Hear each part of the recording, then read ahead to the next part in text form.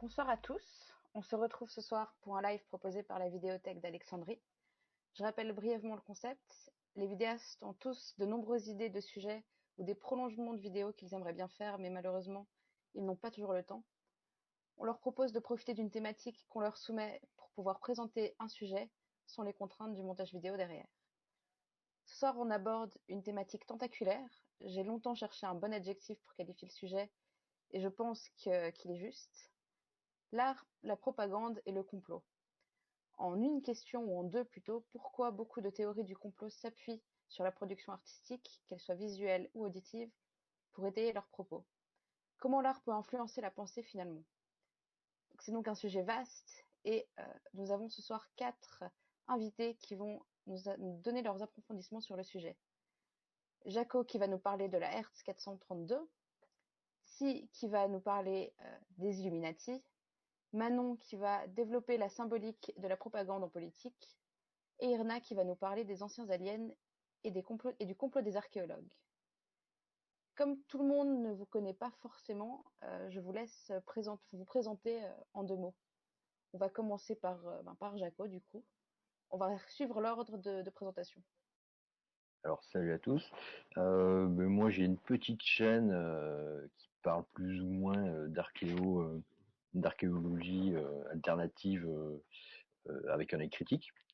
Alors du moins il n'y a que quelques vidéos pour l'instant, il y a d'autres prévues encore qui devraient arriver bientôt.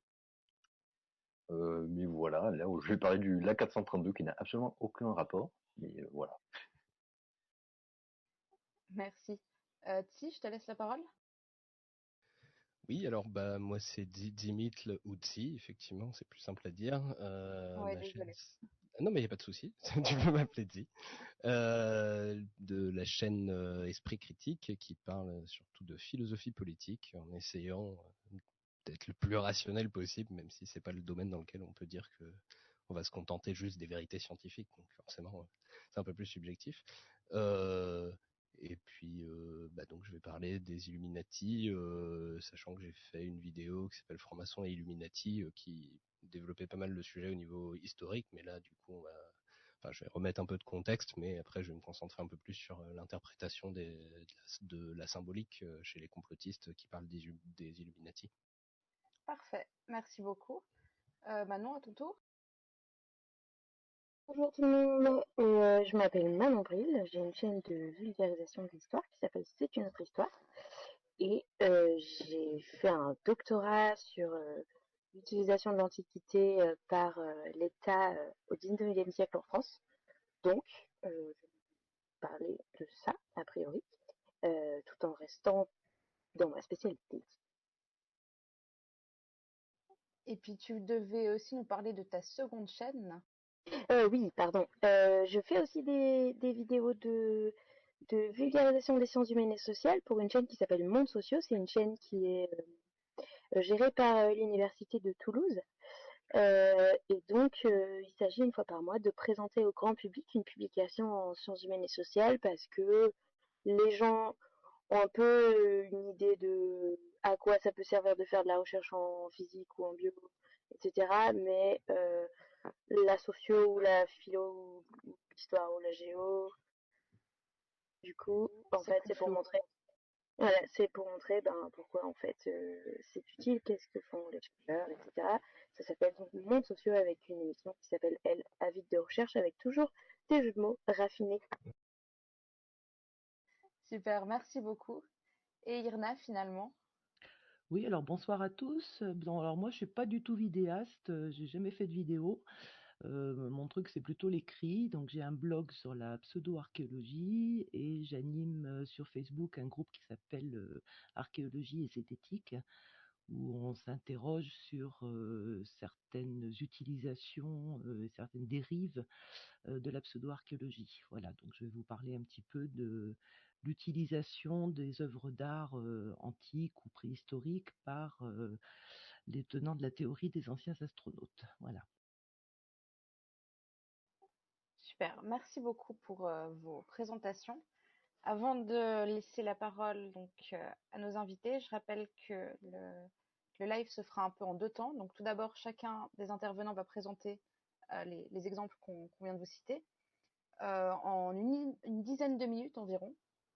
Il y a des documents qui vont vous être transmis sur le salon Rendez-vous Pharos, salon textuel. Donc si vous n'y êtes pas, connectez-vous. Et dernière chose, si vous avez des questions également sur ce forum, vous pouvez taguer Loïc Tomatorp qui va nous les renvoyer. Enfin, me les renvoyer. Je laisse donc Jaco commencer. Oui. Donc, alors moi le problème c'est que je sais pas exactement comment commencer. Mais donc la 432 Hz. Alors en fait c'est en musique. C'est normalement, pour la petite histoire, en musique, on a ce qu'on appelle un diapason, qui est une note, une hauteur de fréquence en fait en Hertz, qui est une hauteur de référence pour que tout le monde s'accorde pareil. Question de ne pas jouer faux donc. En général, on est accordé aux 440 Hz. C'est une norme relativement récente. Et le problème, c'est que ça a posé quelques interrogations dans certaines sphères.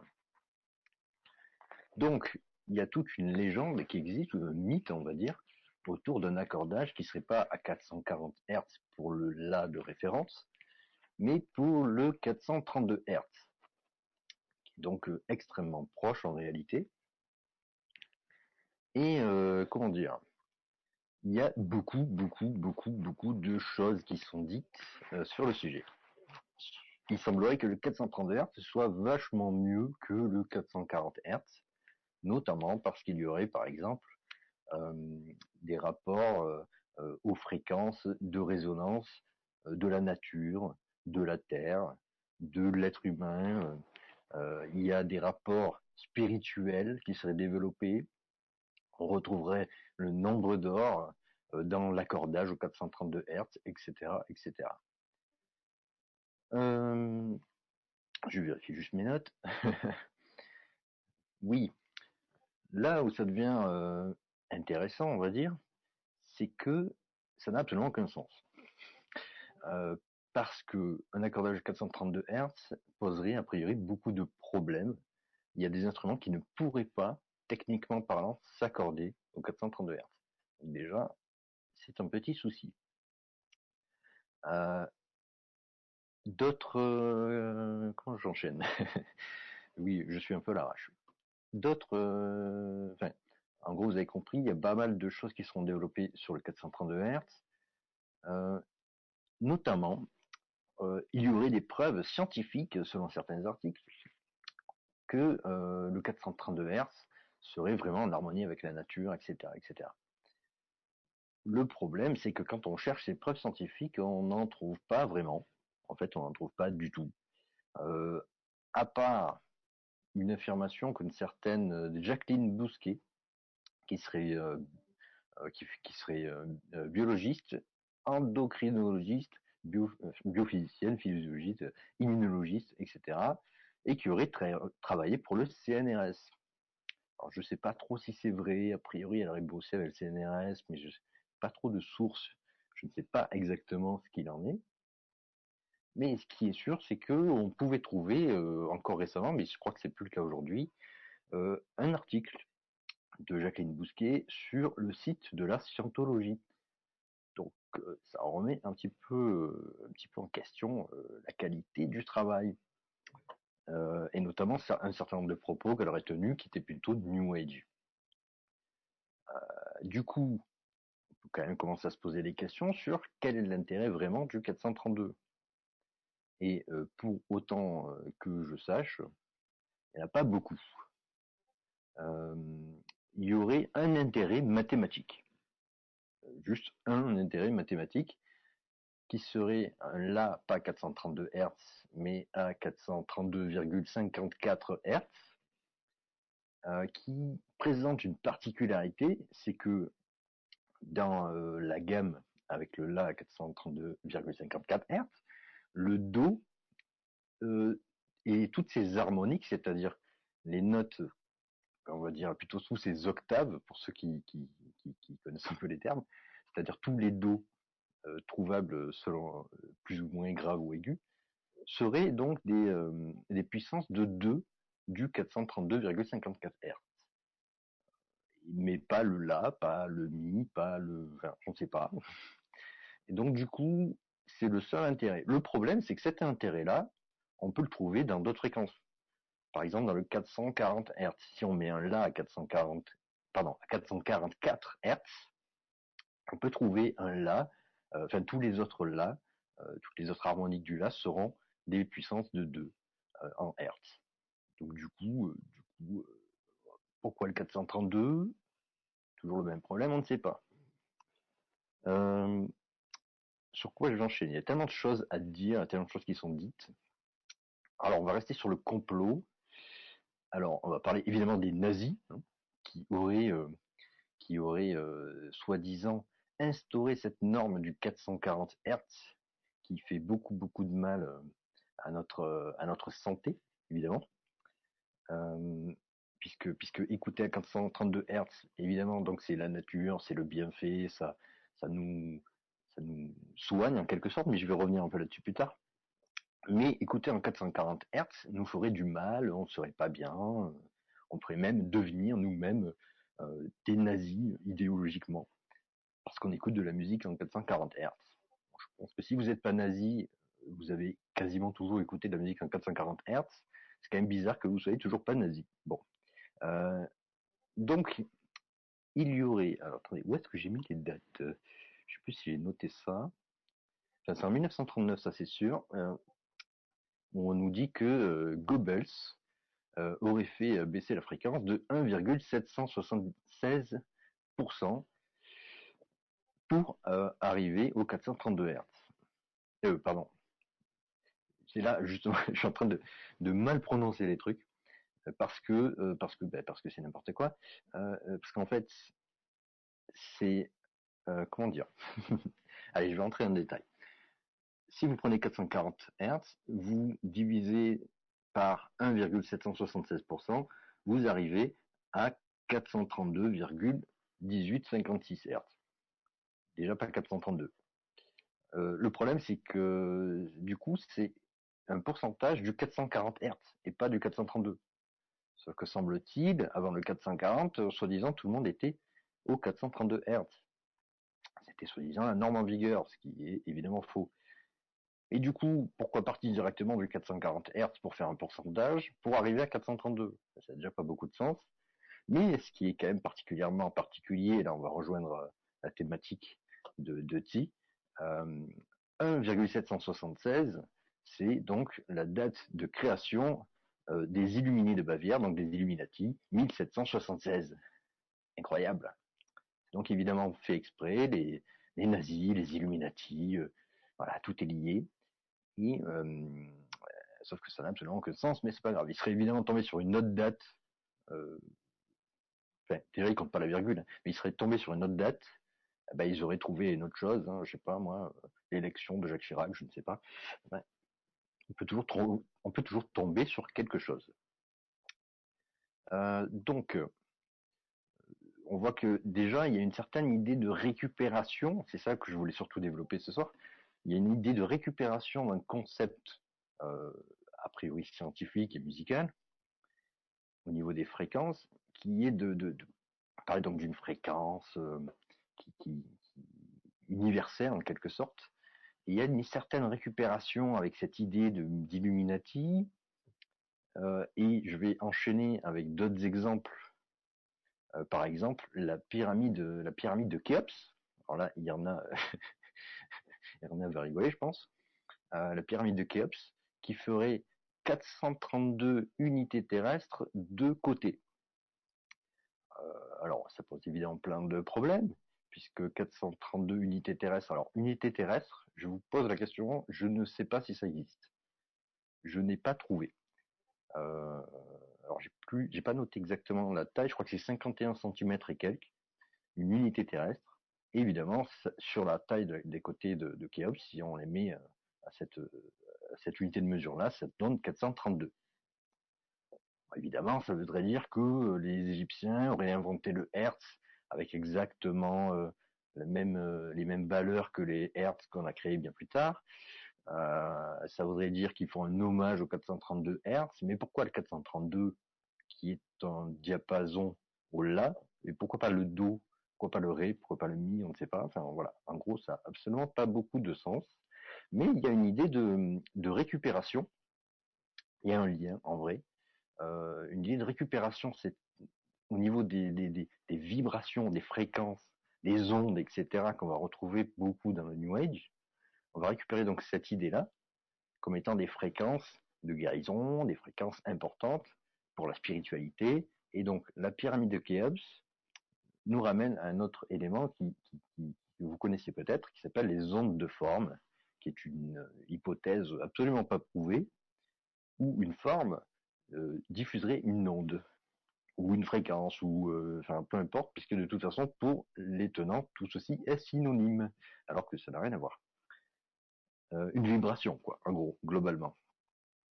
Du coup, il y a vraiment une récupération du mouvement New Age qui veut vendre des pyramides qui nous enverraient des ondes via des ondes de forme, des ondes positives. On peut même acheter des pyramides en tiges de bois dans lesquelles on peut se positionner pour mieux méditer, évidemment, parce que ça permet de mieux méditer grâce aux ondes, etc. Et donc, du coup, on récupère un peu cette idée d'ondes, de vibrations, de pyramides, et donc de la 432 Hz, etc., etc. Et ce qui est quand même magnifique dans cet exemple, c'est que, enfin, a priori, les mecs, ils ont vraiment inventé une unité de mesure dans le seul et unique but de pouvoir faire un lien avec la pyramide pour pouvoir récupérer cette idéologie de fréquence et tout, et de pouvoir compléter, en fait, en quelque sorte, leur vision du monde et leur croyance, et de la rendre un peu plus crédible en rajoutant des éléments, quoi. Alors, on a du coup une question pour toi. Oui. D'où est-ce que tu tiens tes sources finalement? D'internet. Il y a énormément, et j'en ai en parlé justement, il y a énormément de sites internet qui parlent de ça, d'un point de vue tenant, hein, de croyant, on va dire. Il y a aussi aujourd'hui, il commence à y avoir pas mal de débunkage qui commence à arriver. Si vous allez sur YouTube, vous avez pas mal de vidéos qui font des comparaisons entre le 432 Hz et le 440 Hz. Et évidemment, en général, le 432 Hz sonne mieux, hein, on préfère. Enfin voilà, les sources, il y en a énormément. Par contre, quand on rentre dans le détail, c'est assez compliqué parce qu'il y a beaucoup de choses, comme je crois que j'ai dit tout à l'heure. Et c'est difficile de tout vérifier dans le détail. C'est souvent très flou. Et il y a beaucoup de choses qui sont contredites d'un site à un autre, que ce soit dans les tenants ou même dans les débunkages et tout. Il y a aussi des choses qui se contredisent. C'est pas toujours évident d'avoir vraiment des bonnes informations dans le détail. Ce que je peux dire qui est sûr, alors je vais enchaîner un petit peu. Ce qui est sûr, c'est que En fait, au niveau... tu as déjà dépassé ton temps, donc voilà. Ah merde, ok. Je vais un petit peu déborder, désolé, mais quand même 2-3 trucs à dire quand même, vite fait. Au niveau... Encore 1 minute. Ok, super. Au niveau justement du est-ce que le 432 serait mieux que le 440? En vrai, la vraie question, c'est qu'il n'y a pas de mieux, il y a juste des préférences, en vrai, tout simplement. Et il y a, on peut avoir d'autres hauteurs de fréquences de référence qui sont intéressantes. Par exemple, on a, là j'ai noté, donc on a Mozart qui lui était en 422 Hz ou en 421. J'avoue, j'ai deux sources différentes, mais bon, c'est quasiment pareil. C'est donc il était évidemment très nul en musique, il n'avait pas d'oreille, Mozart, on le sait tous, puisqu'il n'était pas en 432. On a Handel qui était en 423. Plus récemment, on a un guitariste qui s'appelle Tommy Manuel qui joue a priori en 443. La plupart des orchestres, enfin beaucoup Je te laisse d'orchestres. un dernier exemple, après il faudra gentiment laisser la parole okay. au suivant. Je finis juste cette partie-là du coup. La plupart des orchestres sont à 442 Hz pour avoir un peu plus de brillance dans le son. Alors Verdi serait au 432 Hz, mais là j'aurais dû parler d'un autre truc, mais c'est pas sûr en fait. On aura peut-être le temps encore d'en parler à la fin. Après, Ouais, si les autres participants ils ont des questions, en fait, c'est le moment. Moi, j'avais quand même une question par rapport au fait que tu disais que ça pouvait avoir une influence sur la santé. Du coup, qu'est-ce qui se dit là-dessus? Ouais, alors, alors du coup, je fais un petit truc. Je vais vous lire quelques fréquences qui sont pas du tout sur le 432 Hz d'ailleurs, mais qui sont considérées comme, enfin, qui ont un rapport un peu plus ou moins spirituel ou New Age. Il y a le 174 Hz qui soulagerait la douleur, 285 Hz qui influencent les champs énergétiques, les énergies pardon, spirituelles, 396 Hz qui libéreraient de la culpabilité et de la peur, c'est vachement pratique, 417 Hz qui dénouent les situations difficiles et facilitent le changement. Je vous laisse deviner ce que ça peut dire. 528 Hz, ça c'est mon préféré, qui réparerait l'ADN humain. Ouais, c'est quand même très fort. Écoutez du 528 Hz, ça répare votre ADN, c'est quand même cool. 639 Hz qui met en communication, établit une relation, ça permet d'établir mieux des relations entre quelque chose comme ça. 741 Hz qui permet de trouver des solutions à vos problèmes, en gros. 852 Hz qui retourne à l'ordre spirituel. Et 963 Hz qui est une connexion au cosmos et donc un éveil spirituel. Voilà. Voilà, pourquoi pas. Comme quoi, les sons, on en apprend encore et toujours. Je laisse maintenant. Ah, pardon. Ça coupe. Oui, désolé. Je laisse la parole à Tsi pour la suite, du coup. Eh bien, alors moi, donc, pour réussir à tenir dans les 10 minutes, je vous ai fait un truc complètement rédigé façon chronique radio, donc ça va être assez dense. Et d'ailleurs, si vous suivez dans Rendez-vous Pharos Salon Textuel, il va y avoir des images qui vont défiler. Donc voilà, je vais lancer mon truc. Et donc, on va commencer par un peu de contexte. Alors le XVIIIe siècle, c'est le siècle des Lumières, avec plein de grands philosophes qui réfléchissent à plein de choses et remettent en cause les dogmes dans tous les domaines. Mais il n'y a pas que des stars au siècle des Lumières. Il y a plein d'inconnus qui eux aussi voulaient discuter de philo librement. Et comme l'Église leur interdisait de parler de tout ça ouvertement, ils se réunissaient en petits comités secrets. Parmi toutes les sociétés secrètes de l'époque, celle qui a eu le plus de succès, c'est les francs-maçons. Et puis, il y a une toute petite et éphémère société secrète en Allemagne, à la fin du siècle, qui aurait pu être oubliée par l'histoire si les complotistes n'avaient pas fantasmé dessus. C'est les Illuminés de Bavière, ou Illuminati. Illuminés, siècle de lumière, voilà, t'as vu le rapport, si, t'inquiète, toi-même, tu sais. Les francs-maçons de l'époque sont très divers, mais globalement, ils sont déistes. Ils croient en Dieu, mais ils acceptent toutes les religions monothéistes. Ils parlent très peu de politique, et quand ils sont engagés, ils ne vont pas plus loin que le libéralisme, donc un système en gros de monarchie parlementaire plus favorable au commerce et à la bourgeoisie. Adam Weishaupt, le fondateur des Illuminés de Bavière, lui, il est bien plus radical. Il est matérialiste, athée, anticlérical, mais aussi anti-bourgeois, anti-commerce et anti-riche. Bref, c'est un gros gauchiste. À partir de 1777, les Illuminés infiltrent quelques loges maçonniques allemandes pour les radicaliser. Mais Adolf von Knigge, qui est rousseauiste, déiste et franc-maçon, donc déjà moins radical que Weishaupt, rejoint les Illuminés en 1780 et c'est lui qui fera le succès de l'ordre. Les Illuminés passent d'une trentaine de membres à 1500 répartis entre Allemagne, Autriche et Suisse, mais l'ordre reste dirigé par Weishaupt et ses potes gauchistes, et Knigge quitte l'ordre en 1784 en dénonçant l'anticléricalisme de Weishaupt. En 1782, le duc de Bavière bannit toutes les sociétés secrètes. Weishaupt fuit en 1785 sous la protection du duc de Saxe, qui est plutôt progressiste. Les Illuminés sont traqués comme des criminels et on n'en trouve plus que quelques traces sporadiques en Saxe jusqu'en 1789. Mais le journaliste Johann Bode, qui est à la tête de ce qu'il reste encore de l'ordre, se rend en France en 1787 et y rencontre des francs-maçons français. Et voilà donc la base de tous les fantasmes attribuant la Révolution française aux Illuminati. En 1798, l'abbé Baruel, un bon gros réac anti-révolutionnaire, publie Mémoire pour servir à l'histoire du jacobinisme, qui est encore aujourd'hui la source principale des gens qui dénoncent le complot judéo-maçonnico-illuminati. L'extrême droite, à la suite de Baruel, ne fait pas la différence entre les libéraux, les républicains, les socialistes, les communistes, les anarchistes, tout ça c'est de l'hérésie et c'est le complot Illuminati. Du coup, il leur attribue aussi bien le capitalisme mondialisé que la République, la démocratie ou le stalinisme dans un même package. Mais l'idéologie Illuminati était républicaine et justement anti-libérale. Donc les imaginer derrière le capitalisme mondial, ça n'a pas beaucoup de sens. Les réactionnaires croient aussi que tous leurs ennemis sont satanistes, et pour l'Église, tout ce qui est magie et ésotérisme, c'est du satanisme. La seule magie acceptable, c'est les miracles reconnus par l'Église. Or, il est vrai que les francs-maçons, même s'ils glorifient la raison, ont eu parfois tendance à tomber un peu dans l'ésotérisme, preuve de plus pour les réacs qu'ils sont satanistes. Quant aux Illuminati, si on les imagine ésotéristes, c'est juste qu'on se fait avoir par un coup de communication. Weishaupt était hyper rationaliste et matérialiste. Il a juste donné des aspects apparemment ésotériques à son mouvement pour attirer les jeunes qui étaient fascinés par les mystères magiques, mais une fois à l'intérieur, il leur expliquait que tout ça c'est de la connerie.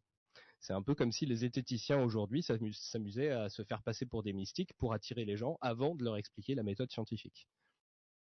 On peut aussi noter que les francs-maçons aident beaucoup les complotistes dans leurs fantasmes parce qu'ils aiment bien imaginer eux-mêmes qu'ils ont énormément d'influence, qu'ils sont à l'origine des révolutions et de la République, et aussi qu'ils détiennent des tas de savoirs secrets.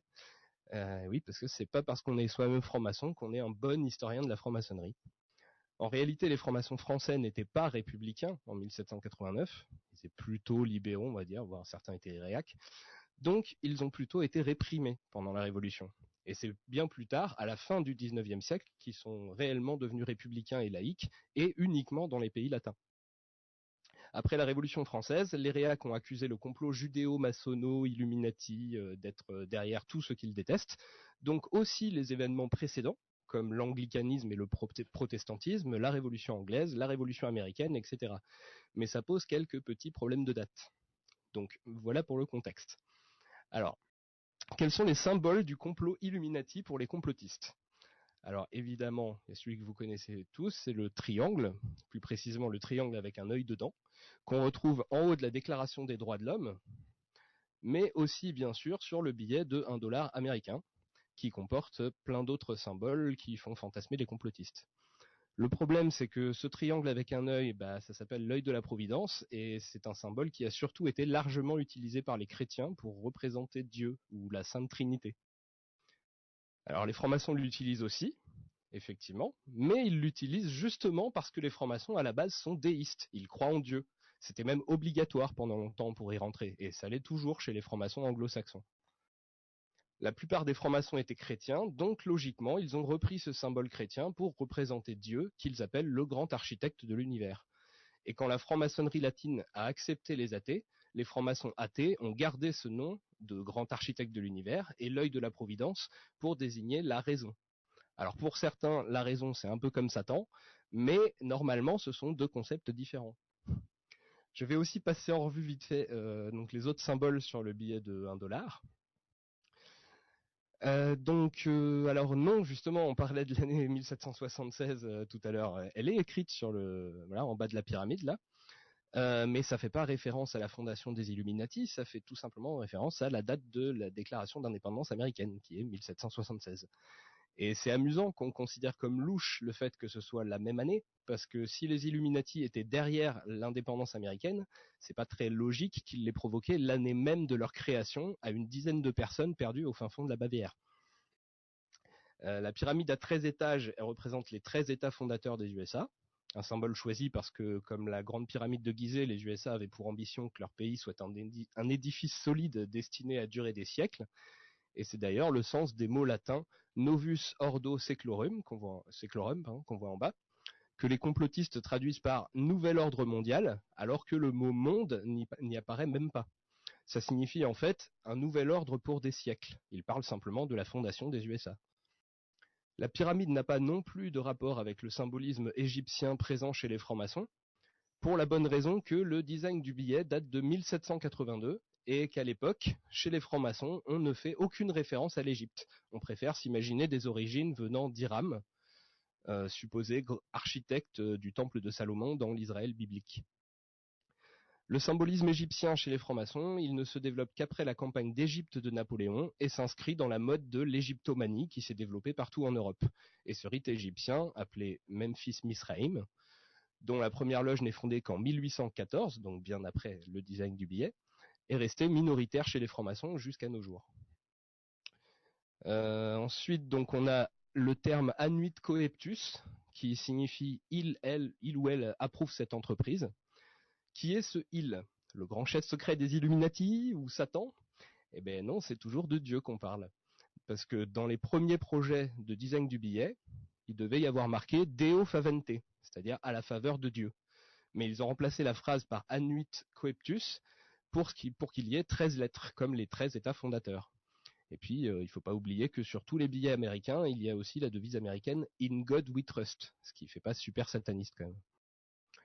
Et donc en fait, le vrai symbole important de la franc-maçonnerie qu'elle ne partage pas avec les chrétiens, c'est l'équerre et le compas. Et le vrai symbole des Illuminati, c'est la chouette de Minerve, la déesse romaine de la sagesse. Les deux étant eux-mêmes des symboles souvent utilisés depuis la Renaissance pour représenter la philosophie. Mais l'avantage de voir la franc-maçonnerie ou les Illuminati dans l'œil de la Providence, c'est qu'on va en trouver beaucoup plus. Et on va pouvoir attribuer n'importe quel truc bêtement chrétien au grand complot maçonnique et Illuminati. Et alors si on simplifie encore en enlevant l'œil, forcément, s'il suffit de trouver un triangle, ça va être beaucoup plus simple à trouver qu'une équerre et un compas ou qu'une chouette. Ça décourage pourtant pas les complotistes, hein. Y en a même qui se débrouillent pour trouver quand même l'équerre et le compas, ou même une chouette sur les billets de 1 $. Mais on peut dire que c'est un chouïa moins convaincant quand même. Est-ce que vous la voyez là, la chouette? Donc là, Ouais, elle est très petite. si vous regardez le petit gribouillage là dans le coin, vous voyez donc la chouette. Voilà, encore un petit exemple un peu plus gros. Et bon, bien sûr, le problème, c'est que si on regarde le billet dans son ensemble, bah, on voit qu'il y a des mailles qui sont dessinées partout dans le fond, avec des mailles resserrées à intervalles réguliers.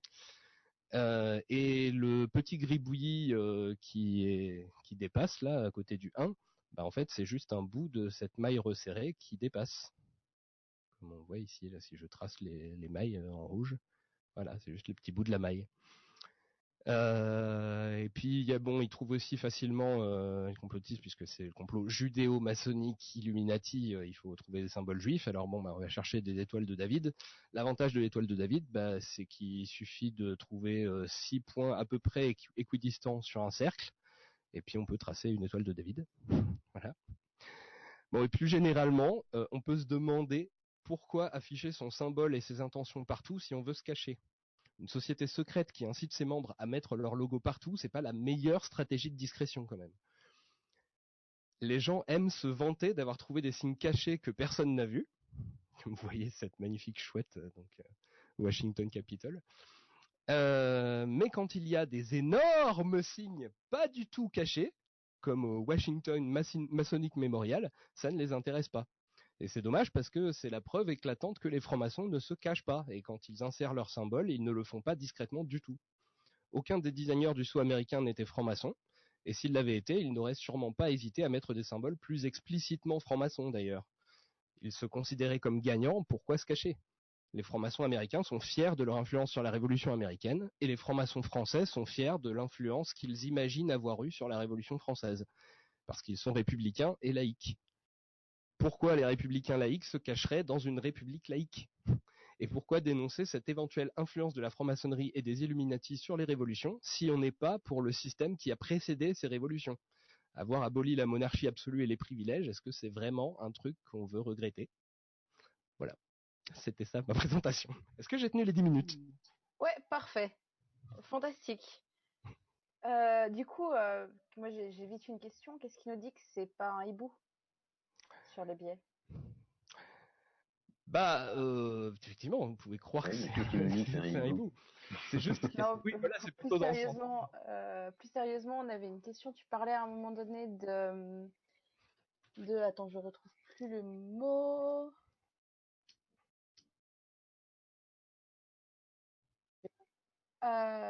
de matérialiste anti-riche. Est-ce que tu peux nous donner quelques explications sur ce que tu entends par matérialiste anti-riche?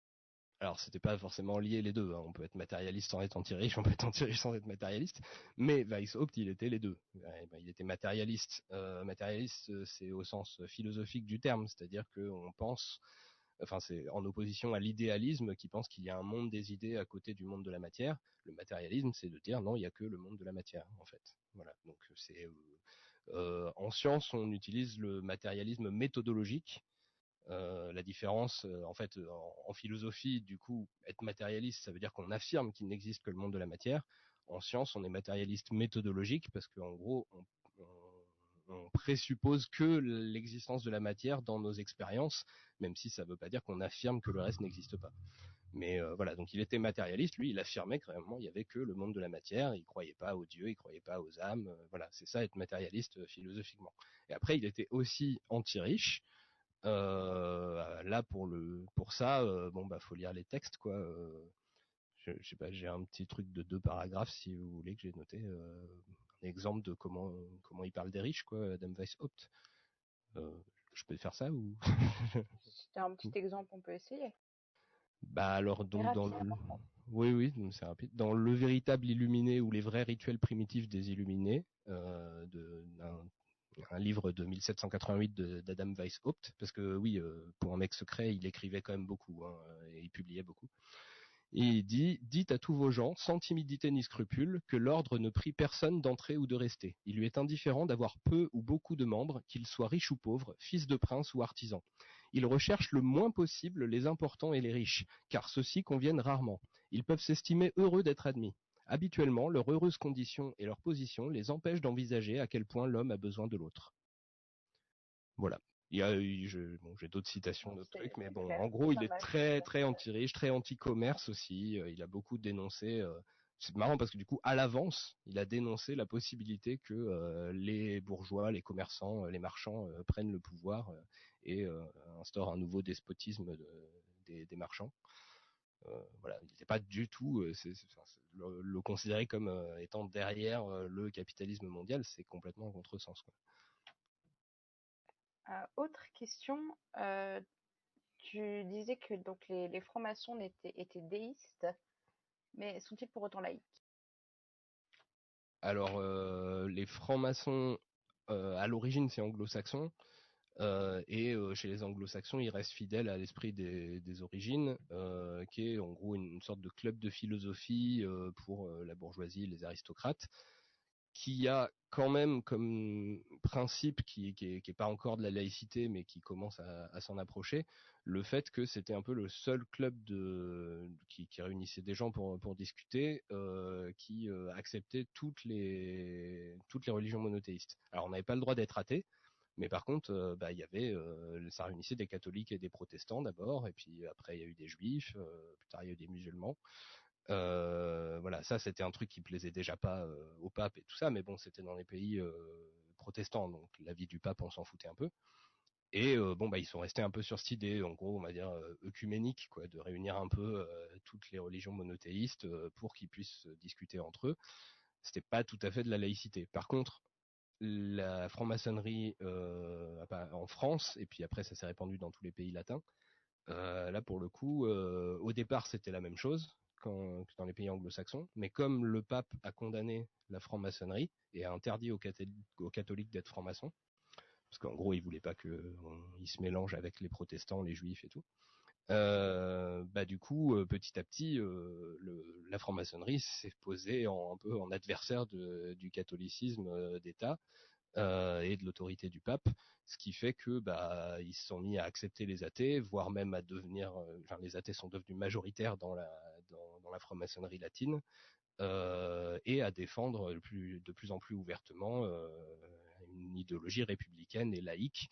Et actuellement, la franc-maçonnerie, après il y a plein de courants, hein, mais la franc-maçonnerie majoritaire en France et dans les pays latins, c'est des gens qui militent ouvertement, hein, ils en parlent, ils s'engagent dès qu'il y a des sujets politiques qui sont là-dessus et tout, qui militent vraiment très profondément pour la laïcité, la République, l'école laïque obligatoire gratuite et tout ça.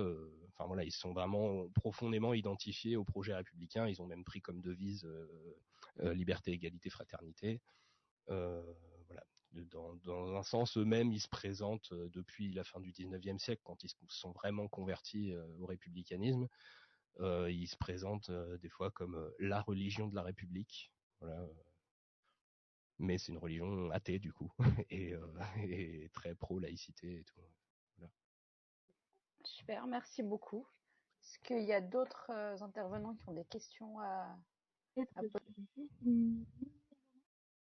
Du coup, tu parles un peu de... Enfin, c'est vraiment une micro-remarque, mais tu parles vraiment de la révolution comme le truc de gauche, nanana. C'est que ça, juste. D'accord. Non, mais en fait, alors déjà, il y a eu plusieurs révolutions en France. Et la première, effectivement. Celle de 89. Oui, celle de 89.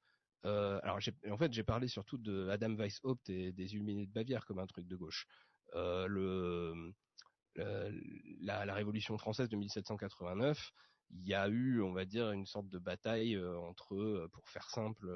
Bon, il y avait les réactionnaires qui étaient contre Mais par la exemple, Révolution. tu as parlé du fait d'être laïque, d'être athée à ce moment-là, ou ce genre de choses. Personne quasiment n'est athée à ce moment-là, tu vois. C'est bien plus tard dans le siècle, quoi, vraiment, quoi. Bah, Adam Weishaupt l'était. Ouais, enfin, c'est vraiment pas la pensée dominante du tout, quoi. Ah non, bien sûr. C'est pas un truc de droite ou de pas ou mais bon, t'as des révolutionnaires de droite beaucoup, donc c'est pas un truc révolutionnaire d'être athée, par exemple, ou d'être anticlérical ou tu vois.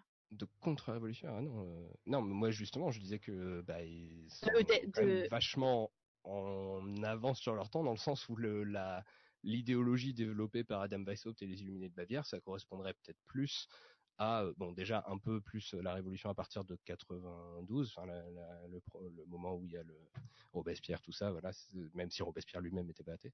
Mais surtout, ça correspond plus à l'esprit de la révolution de 1848, voilà, enfin, plus 1848. Ou Voilà. 1870. C'était Alors, des il n'y a pas de révolutions révolution en 60. Non, mais vraiment, c'est juste, enfin, je pinaille sur du. Mais c'est juste pour préciser que. En 1870, t'as la Commune de Paris. Commune, mais c'est pas une révolution, voilà. c'est pas. Ce que je veux dire, c'est que l'état d'esprit des gens les plus radicaux de ces révolutions-là correspond plutôt pas mal à l'état d'esprit qui présidait chez les Illuminés de Bavière, chez Adam Weishaupt. Voilà, c'est ça que je veux dire. Et on peut considérer que c'était des révolutions qui allaient un peu plus loin dans le côté de gauche révolutionnaire que effectivement ce qu'on a eu en 1789. Ou d'ailleurs, je dis que la révolution de 1789, en vrai, les Illuminés ont joué zéro rôle, et même les francs-maçons ont joué quasiment aucun rôle dedans. Donc, et je pense qu'en fait le truc c'est que c'est le. Et par contre, les francs-maçons, c'est vraiment un vivier républicain très important, vraiment, qui a joué beaucoup de rôle dans la République et dans la constitution de la Troisième République notamment.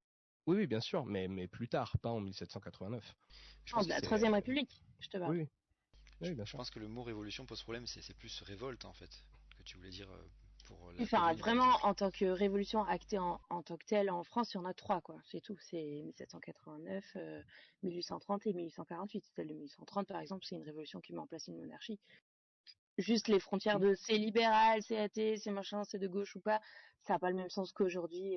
C'est peut-être pas des concepts à plaquer comme ça tel quel sur ces trucs-là. Mais c'est vraiment genre du pinaillage de vocabulaire, hein, c'est tout. Hein. Après, là, j'ai effectivement fait une version simple parce qu'il fallait faire rapide. Soyons précis. Évidemment, c'est plutôt une blague hein, quand je dis que c'est des gros gauchistes. Alors, dis-nous, c'est une blague. Comme ça. On sait parce que les gens qui écoutent ça, forcément.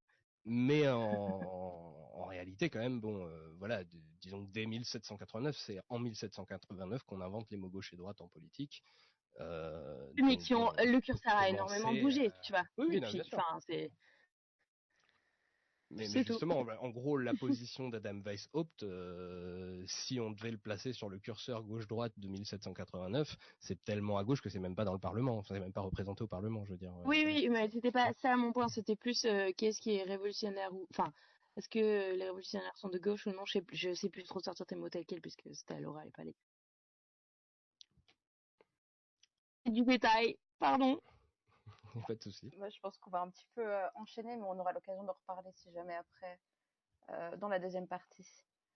Du coup, on va laisser. Donc déjà, merci beaucoup pour cette présentation qui, avec le petit montage visuel qui allait avec, était très très à propos. On va laisser la parole à Manon du coup, en continuant sur la thématique de la politique.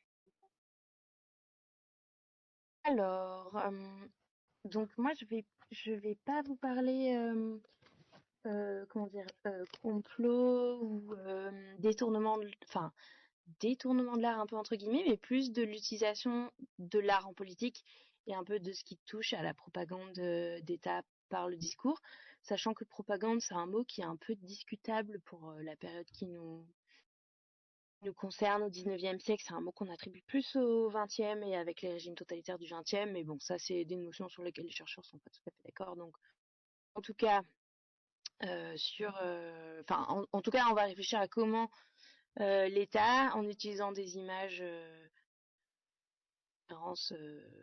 iconographiques tout simplement, construit son discours, etc. Donc, ça n'a rien, mon sujet pour le coup n'a rien de donc c'est vraiment mon sujet de thèse sur lequel j'ai bossé, mais ça n'a rien de secret ou machin, c'est vraiment le discours affiché par l'État, etc. On n'est pas dans les complots. Oui, voilà, construction du roman national, c'est un peu plus c'est plus par rapport à notre histoire, qu'est-ce que c'est, mais là je parle vraiment de comment l'État va s'appuyer sur des références iconographiques pour légitimer son discours. Et sur ça dans ma thèse. Et donc bon, je vais parler de ce sur quoi j'ai bossé et ce que je connais pour pas non plus vous dire n'importe quoi sur d'autres trucs. Et donc, alors, moi j'ai bossé en particulier sur la figure de la déesse Athéna, qui est la déesse. Pour faire très simple aussi, pour simplifier un peu son image, en effet, si on veut. On n'a pas entendu en fait. Tu parles un peu loin du micro, peut-être, je sais pas, mais on n'a pas entendu Merde, vous la m'entendez pas bien? déesse Athéna qui était la déesse de blou blou blou. N'hésitez pas à me dire. Donc la déesse Athéna, c'est la déesse de la guerre et de la sagesse. Pour faire un peu raccourci en Grèce ancienne. C'est plus compliqué que ça, mais on peut en parler après si vous voulez. Mais de toute façon, c'est comme ça qu'elle est vue au 19e, comme la déesse guerre et sagesse, et ces deux étiquettes qu'on lui colle et basta. Et moi, j'ai travaillé sur comment l'État français l'utilise au 19e siècle. Alors, on a pris un empan chronologique un peu large, en incluant la Révolution française, justement, au début de la Première Guerre mondiale, donc 1789-1913. L'idée, c'est de comprendre comment les différents régimes politiques qui succèdent en France à ce moment-là ont utilisé. La deuxième date, pardon, c'est 1913. Ah, vous m'entendez mal, en fait, non? Ça va, mais c'est vrai qu'on t'entend pas super bien, mais Alors, c'est compréhensible, y a pas de souci. non, c'est chiant, je vais essayer de me mettre juste en 2 secondes sur un autre réseau. Ça va peut-être me faire couper, mais comme ça, vous me dites si vous m'entendez mieux, ok? Alors, attendez, Ok, pas de problème. je vais couper en deux. Oui, bah, on va peut-être meubler en attendant. Pour savoir, en fait, pour les gens qui ont pas forcément l'habitude de venir, après le live, je vous inviterai peut-être à passer sur un autre salon pour discuter avec les gens tous ensemble, pour qui a envie de rester discuter. Voilà, ça pourrait être sympa. Vous m'entendez mieux? On t'entend, vas-y, on parle plus, on verra. Oui. Alors, vous me dites si c'est mieux ou pas. Donc je disais, donc oui, moi j'ai bossé sur mon sujet, donc sur l'emploi chronologique de le grand 19e siècle, donc de 1789 à 1913, parce que ça fait un peu cohérence pour étudier plein de successions de régimes politiques différents en France, puisque, bah, comme on l'a dit, en 1789, première révolution française, et puis à partir de 92, Les régimes changent successivement et 1913 c'est aussi une rupture assez cohérente avec l'arrivée de la guerre. Et donc mon sujet de thèse c'était de réfléchir à comment l'État utilise une figure antique, l'Antiquité de manière générale d'ailleurs, mais cette figure-là en particulier, puisque les thèses, comme vous savez, c'est toujours improbablement précis. Et l'idée, c'était de comprendre pourquoi on utilise la figure d'Athéna, discours, message, on veut lui faire porter, quel décalage éventuel, intentionnel ou pas, avec ce qui se faisait dans l'Antiquité, avec les connaissances que les gens du 19e avaient dans l'Antiquité aussi, et pour servir quels propos. Donc, le but de ma thèse, c'était de montrer, entre autres, que Athéna, c'était une figure de légitimation politique et que tous les régimes politiques qui se sont succédés, donc on passe de monarchie à république, puis empire, puis re-monarchie, puis re-monarchie, puis re-république, puis empire, puis re-république. Du coup, tous ces régimes, qui sont pourtant très différents, ont utilisé la figure d'Athéna, avec des nuances dans cet usage-là, mais globalement un peu de la même façon, c'est-à-dire une figure à la fois d'autorité, de sagesse et d'intelligence militaire. Pourquoi, comment ils utilisent cette référence-là?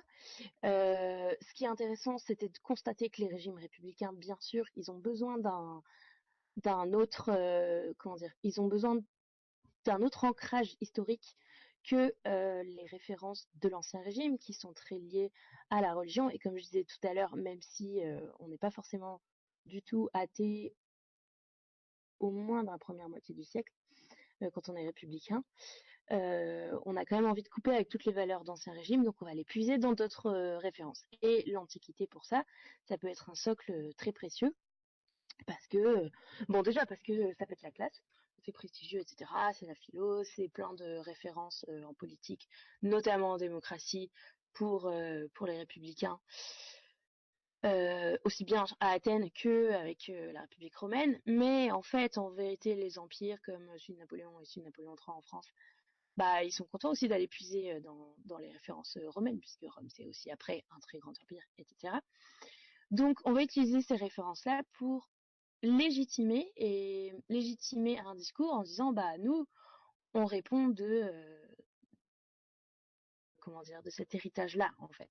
On s'appuie sur ce que nos ancêtres, entre guillemets, puisque c'est pas du tout leurs ancêtres, mais sur ce que nos prédécesseurs brillants ont fait, et on s'inscrit dans cette lignée-là, etc. Et donc, on va mettre des figures allégoriques tirées de l'Antiquité un peu partout, parce que déjà, fin 18e, début 19e, c'est ce que l'art valorise à fond, l'héritage grec notamment, de prestige en matière vraiment de technique artistique, hein, je parle. Et en plus, voilà, c'est des références culturelles et politiques qui sont très valorisées, valorisables. Donc on utilise beaucoup ces figures-là, et Athéna, eh bien, elle est en particulier prisée par le pouvoir, parce que c'est donc la déesse aux yeux des gens du 19e, même si ça évolue, il y a la notion de guerre aussi, mais c'est une guerre assez réfléchie et pas violente et pas déraisonnée comme peut être Arès, alors que dans l'Antiquité, Athéna, elle te nique sa mère, tu vois, mais au 19e, c'est pas l'image qu'on en a fait. Et donc, Ouais, mais ça, c'est à cause des chevaliers du Zodiaque. carrément, les chevaliers du Zodiaque à la Révolution, tout à fait, mais bien sûr. Non, les chevaliers du Zodiaque, ils ont fait une déesse toute mièvre et chiante avec des cheveux violets. Là. Bref, et donc, le pouvoir, quel que soit le régime, c'est hyper intéressant, l'utilise donc pas exactement pour dire les mêmes trucs, mais on va, bah, les régimes monarchiques, ils vont dire, oh bah, c'est l'autorité, c'est le sérieux, c'est etc. Donc on va s'en servir nous pour nos allégories, mais on va lui placer des petites fleurs de lys comme ça. Elle sera quand même monarchique. Même si c'est pas une référence chrétienne, etc. Les républicains, ils vont dire ah mais oui, on va faire nos républiques avec un casque en Athéna, puisque avant que la figure de Marianne avec un bonnet phrygien soit établie, ça prend à peu près tout le siècle, quoi. Donc au début, on a des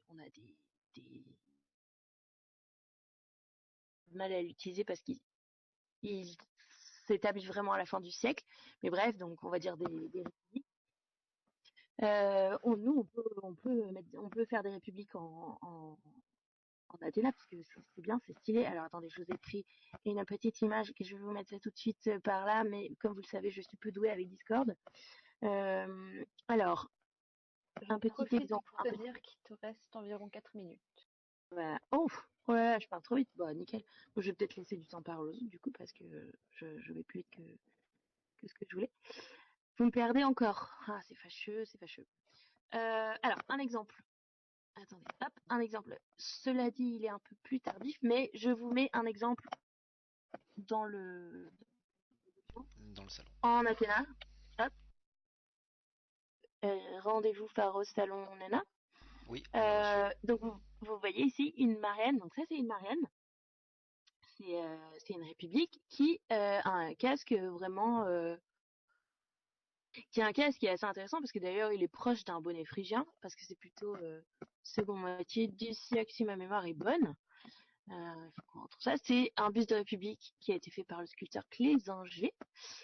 Et, et donc, bon, alors c'est plus romanisant que grécisant, mais il faut savoir aussi que c'est qu'on fait un petit peu la confusion entre les deux, ou en tout cas on s'embarrasse pas dans la distinction. Et donc voilà, donc le fait de représenter une république en Athéna, bah, c'est poser une république autoritaire aussi, mais surtout c'est dire, bah, regardez, les actions de l'État, nos actions à nous, elles sont guidées par la sagesse. Vous voyez toute l'allégorie très fine et légère qu'il y a là derrière. Mais donc c'est vraiment on fait des allégories comme ça de bah il faut trouver, enfin c'est comme trouver un logo comme avec la chouette, etc.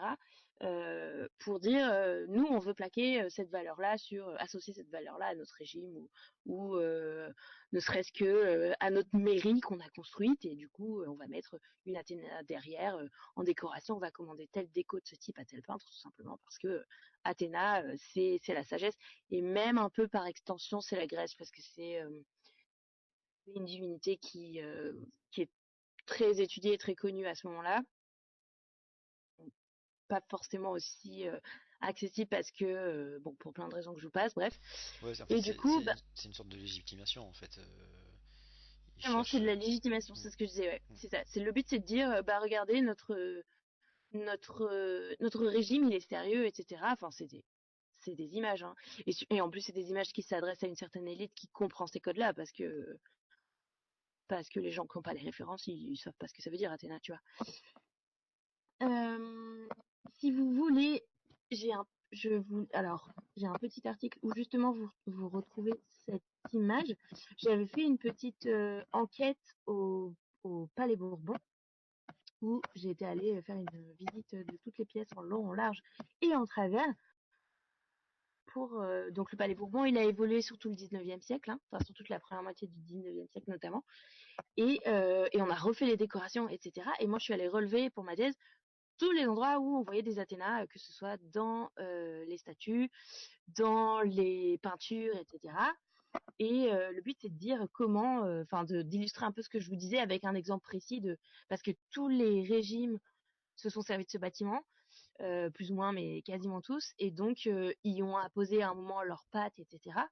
Et du coup, c'est intéressant de voir comment ils y ont utilisé la déesse. Donc, j'avais fait une enquête là-dessus que vous pouvez lire ici. C'est un article qui est paru dans la revue Palace. Bon, c'est pas de la vulgarisation, mais je pense pas trop dur à lire en vrai. Enfin, pas du tout à mon avis. Peut-être chiant éventuellement, mais c'est pas adressé au grand public. C'est un article universitaire, mais vous pouvez retrouver ce genre d'enquête dessus. Et vous verrez notamment que au Palais Bourbon, on peut avoir plusieurs soit utiliser Athéna pour en faire une allégorie, comme l'allégorie de la République si on est sous une République, mais ça peut être de l'histoire, ça peut être de ceci, de cela, ou simplement, je vous mets la photo directement comme ça vous la voyez, on peut mettre aussi des copies d'Athéna antique, ça se faisait vachement de reproduire les statues antiques pour en mettre des copies un peu partout en France, etc. On envoyait nos artistes aller faire des copies en Grèce ou à Rome surtout, pour renvoyer ça en France, pour que eux, soi-disant, ils s'entraînent et que nous, on ait des jolis trucs à mettre dans nos monuments. Et donc là, par exemple, je vous mets l'exemple de notre Athéna qui est à l'intérieur du Palais Bourbon et qui est vraiment une copie d'une statue antique qui est super connue, qui figure toujours dans ce dossier.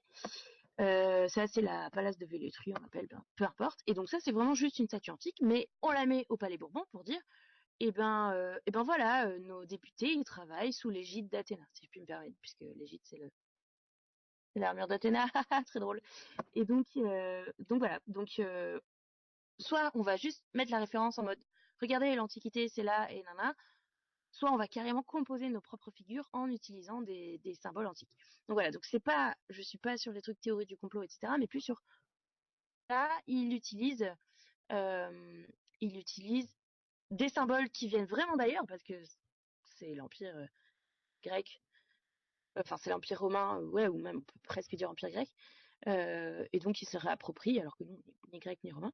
Donc, pour légitimer son discours et le construire. Super, c'était super intéressant, merci beaucoup. Un peu speed, Euh, peut-être.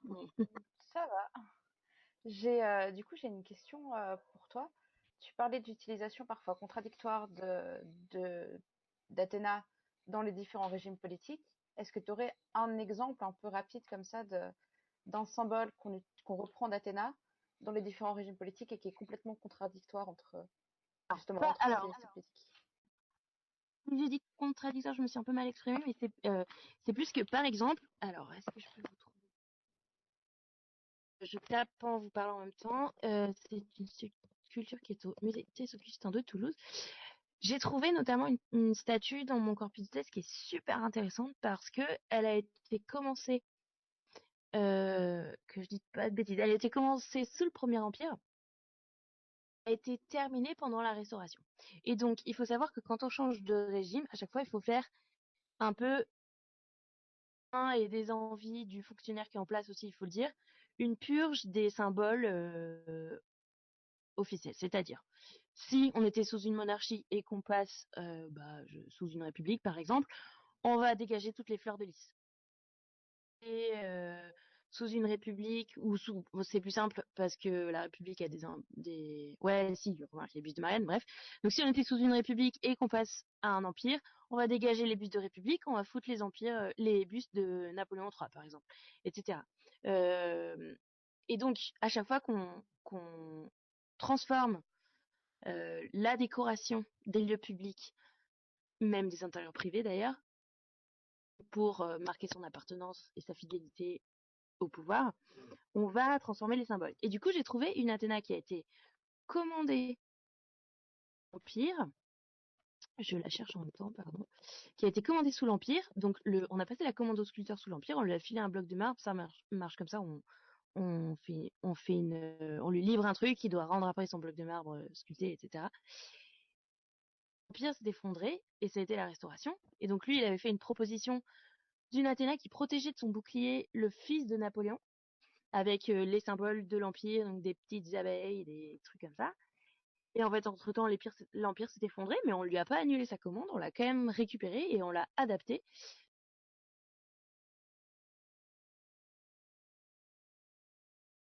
Oui, il a fait une Athéna qui protège une petite allégorie de la France, et il a foutu sur l'Athéna, sur son bouclier, je crois, ou je sais plus, des fleurs de lys. Oui, c'est ça, sur son bouclier, il a fait une espèce de visage de roi soleil, un peu à Louis XIV, pour faire mon Athéna, elle est pas bonapartiste, elle est vraiment royaliste. Regardez, je lui mets les symboles qu'il faut. Et du coup, ça fait une petite disproportion d'ailleurs parce que le bébé qu'elle devait tenir s'est transformé en toute petite femme qui représente la France. C'est un peu rigolo parce que les proportions sont pas très bien forcément ajustées parce que lui, il avait dû commencer son travail avec les proportions de bébé et puis il a dû creuser plus pour faire l'autre. J'aimerais trop vous la trouver juste pour vous la mettre dans le truc, mais peut-être que je peux la chercher pendant qu'on continue de discuter. Mais c'est des Augustins, comment ils s'appellent déjà, putain. Si tu veux, j'ai une autre question, du coup, Ouais, si tu ouais. veux enchaîner, pendant que tu cherches. Bon, moi j'ai trouvé ça super intéressant parce que j'ignorais complètement l'utilisation de la figure d'Athéna en fait en France. mais dans la culture populaire, il y a un truc qui me paraît évident. Enfin, je sais pas si c'est, du coup, tu me diras si c'est vrai ou pas, ou si c'est moi qui interprète mal la chose. Mais la figure de l'aigle, en fait, elle était utilisée sous l'Empire romain Ouais, et oui, c'est elle une a été figure utilisée de tous les aussi. empires. Ouais, voilà. Ouais. Souvent dans les empires, elle est utilisée. Voilà ce que j'allais dire. Je sais pas pourquoi. En fait, je sais pas si tu as la réponse en fait à ça. Mais après, Bah, est-ce que ah c'est bah juste une si, référence à Rome ou qui était le premier, ou est-ce que c'était non, déjà le cas avant? Hmm. non, c'est totalement une référence. Je vais vous la mettre dans le truc, la statue dont je parlais. Pourquoi ce lien si long? Je ne sais pas. Et ça marche. Donc, vous verrez la Minerve qui tend son pour protéger la petite France qui à la base était le fils de Napoléon, le PP. Bref, donc Minerve, Athéna, hein, à l'époque on met les deux, enfin d'ailleurs on met très souvent le nom, merci c'est mieux, on met très souvent le nom latin même si on parle du texte. Donc oui, si, totalement, c'est le symbole de l'Empire romain, de Rome d'ailleurs en général, et donc les ancêtres sont servis à Dédé, après d'ailleurs, mais c'est Napoléon notamment, exactement pour ça, pour Attends, s'inscrire dans cette lignée, quoi. on t'a pas trop entendu, du coup, ça a coupé. Pardon, je disais, oui, c'est le symbole de Rome, l'aigle, et du coup, bah, les empereurs qu'on suivi qui veulent s'inscrire dans la lignée de l'Empire romain notamment, ils utilisent l'aigle, ouais, tout à fait, ça vient de là. Et puis, c'est pas qu'au 19e siècle que ça s'est fait, c'est vraiment un truc qui a été hyper utilisé. Mais c'est exactement ça. Enfin, d'ailleurs, notre figure de donc Marianne avec son bonnet phrygien, ça vient de l'allégorie antique de la liberté. À la base, la femme au bonnet, d'ailleurs, il y a une confusion au 19e entre bonnet phrygien et le bonnet le pileus, qu'on appelle, qui était le bonnet des affranchis romains, qui n'a pas les oreilles. C'est le même que le bonnet phrygien, mais sans les petites oreilles sur le côté. Ça, normalement, c'est le bonnet dont on coiffait les affranchis romains. Ok. Affranchis romains. Et du coup, c'était l'allégorie depuis l'Antiquité de la liberté. Et en fait, les républicains ont dit bon, ben nous, on veut un symbole pour représenter notre régime. On peut pas foutre la tête du roi ou je sais pas moi, du président de l'Assemblée ou ce genre de truc parce que on veut, on veut, on veut pas avoir une représentation personnelle du régime, un symbole. Et ils ont choisi enfin, il y a eu plein de fluctuations, mais notamment ce qui a émergé, c'est la figure, l'allégorie de la liberté, l'allégorie antique de la liberté. Donc cette femme avec Ça y est, on l'a perdu Ça a coupé, ouais. complètement. Ouais, on l'a complètement perdu. Bah, du coup, ouais, on t'entend que par bribes là. Alors c'est bizarre parce qu'on t'entend très bien, puis d'un coup, pouf, on peut te perdre pendant quelques secondes comme là. Ouais, apparemment ça marche plus trop. On va Ouais, peut-être enchaîner, puis au pire, on pourra revenir sur ces questions plus tard, je pense. oui, oui. Du coup, bah, enchaînons Et- avec Irna. Du coup, Ah, désolé est-ce que maintenant. tu Du es de coup, retour, Manon? Oui, non, oui, désolé. En fait, j'avais essayé de me connecter sur la 4G de mon téléphone pour que ce soit mieux. Et si je reçois un appel, eh bien, ça ne marche plus. ah oui, Désolée. Bon, bref, d'accord, c'est voilà. pour ça. Donc, c'était juste pour finir en une phrase. Du coup, la figure dans l'Antiquité de la liberté, elle a été réutilisée pour le régime républicain, à tel point que, au bout d'un moment, les républicains se la sont totalement appropriés. Les autres régimes vont l'utiliser très peu. Par exemple, les monarchies et les empires vont pas l'utiliser en France. Et au bout d'un moment, une fois que la République est bien installée en France et que République égale France, à partir de la Troisième République, que c'est plus remis en cause et qu'on est sûr que en France on aura une République, ça fait que ça fait beaucoup plus consensus. Par extension, en fait, la femme au bonnet phrygien devient non plus la liberté, non plus la République, mais la France. Si bien que Bartholdi, le sculpteur de la République qui est français, quand il envoie en cadeau aux États-Unis sa statue de la liberté, bah, il lui met pas un bonnet, alors que normalement c'est comme ça qu'on représente la liberté depuis l'Antiquité. C'est une femme au bonnet. Donc il envoie une république avec une couronne solaire aux États-Unis parce que maintenant la femme au bonnet c'est la France. Voilà. Merci. Voilà, merci beaucoup. Merci encore pour cette présentation. On va du coup enchaîner tout de suite avec Irma. On va revenir un peu plus sur les complots des archéologues. Oui, Oui, donc l'idée c'est de montrer un petit peu comment les pseudo-archéologues utilisent certaines œuvres anciennes, hein, pour appuyer une hypothèse. Donc l'exemple que j'ai pris, c'est celle de l'hypothèse des anciens astronautes.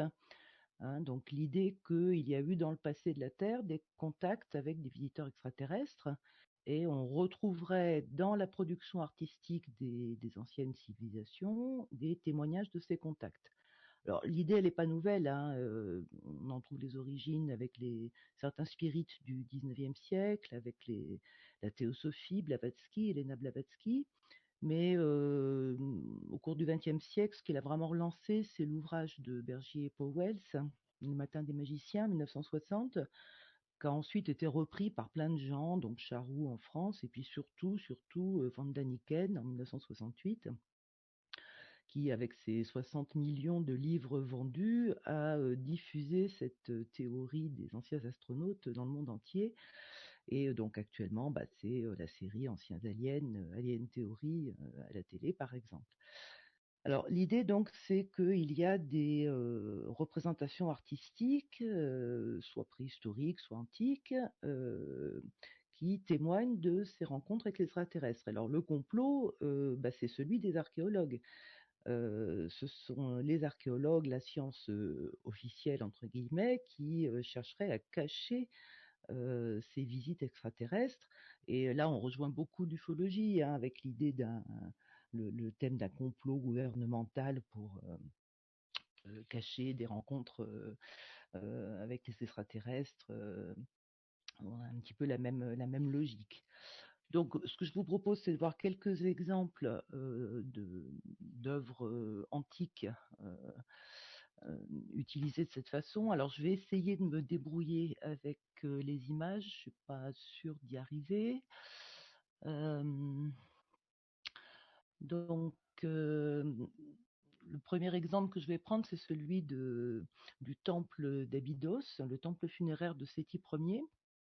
Donc, c'est un temple construit par Séti Ier sous la 19e dynastie, avec cette série de hiéroglyphes qui est interprétée par beaucoup de pseudo-archéologues comme représentant des machines modernes, hein, hélicoptères, tanks, sous-marins, diverses machines du XXe siècle. Alors qu'en fait, il s'agit ce que certains appellent un palimpseste. Je ne sais pas si l'image s'affiche, voilà. Donc avec la superposition en fait de deux noms de rois, deux noms de pharaons. Le premier, c'est celui-ci, c'est le nom de Nepti de Séti Ier. Hein, donc chaque roi égyptien avait 5 noms différents.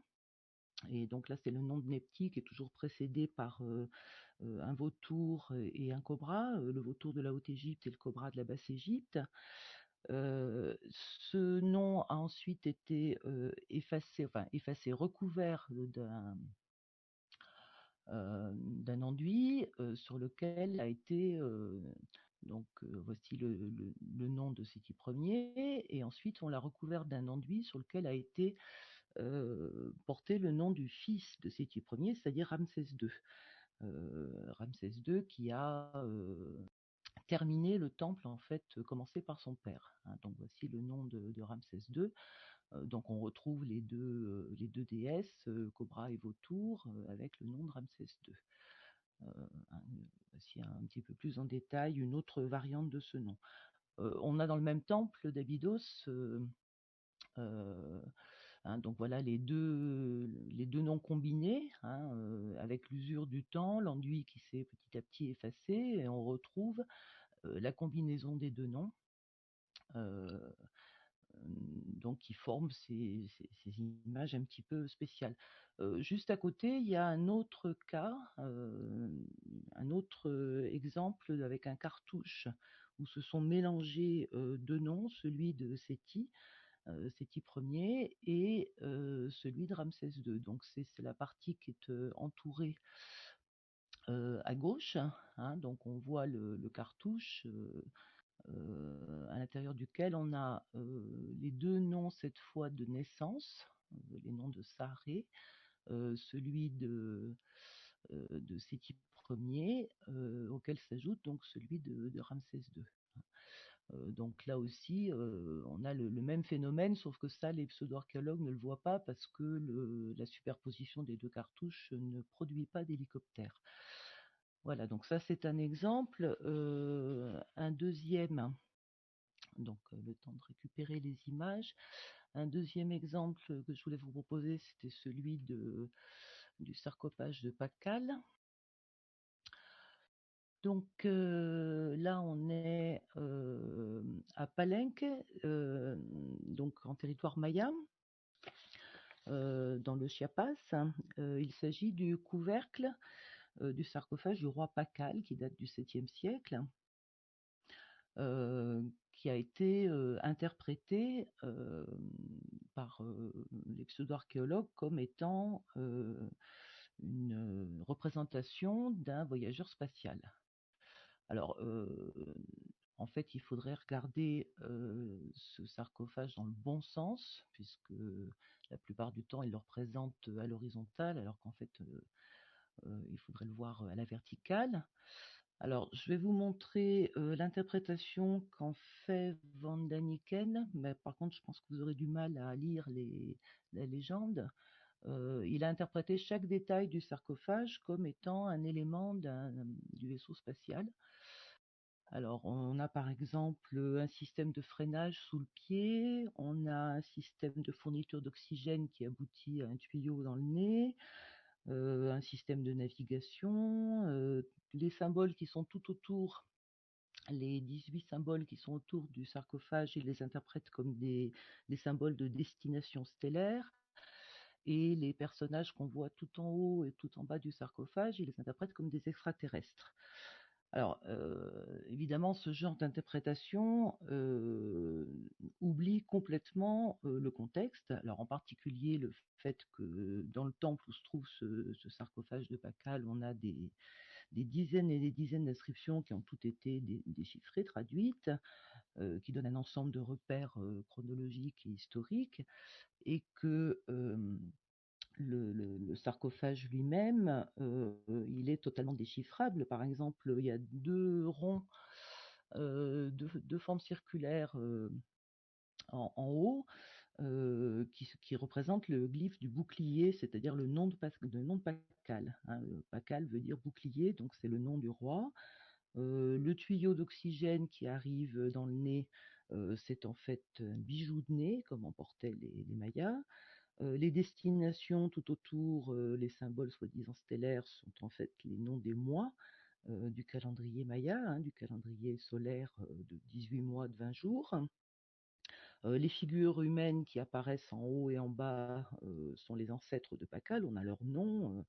Donc tout ça est totalement explicable, et c'est une représentation qui est tout à fait classique, dont on va trouver, alors voici par exemple le calendrier maya, hein, les noms des mois, et on va trouver ce type de représentation très souvent dans le monde maya, donc avec ici une représentation assez semblable finalement, l'inframonde tout en bas, représenté par une tête un peu de monstre, une croix, une forme de croix qui est en fait l'arbre de vie, et au-dessus un oiseau, donc exactement la même représentation que sur le sarcophage de Pakal.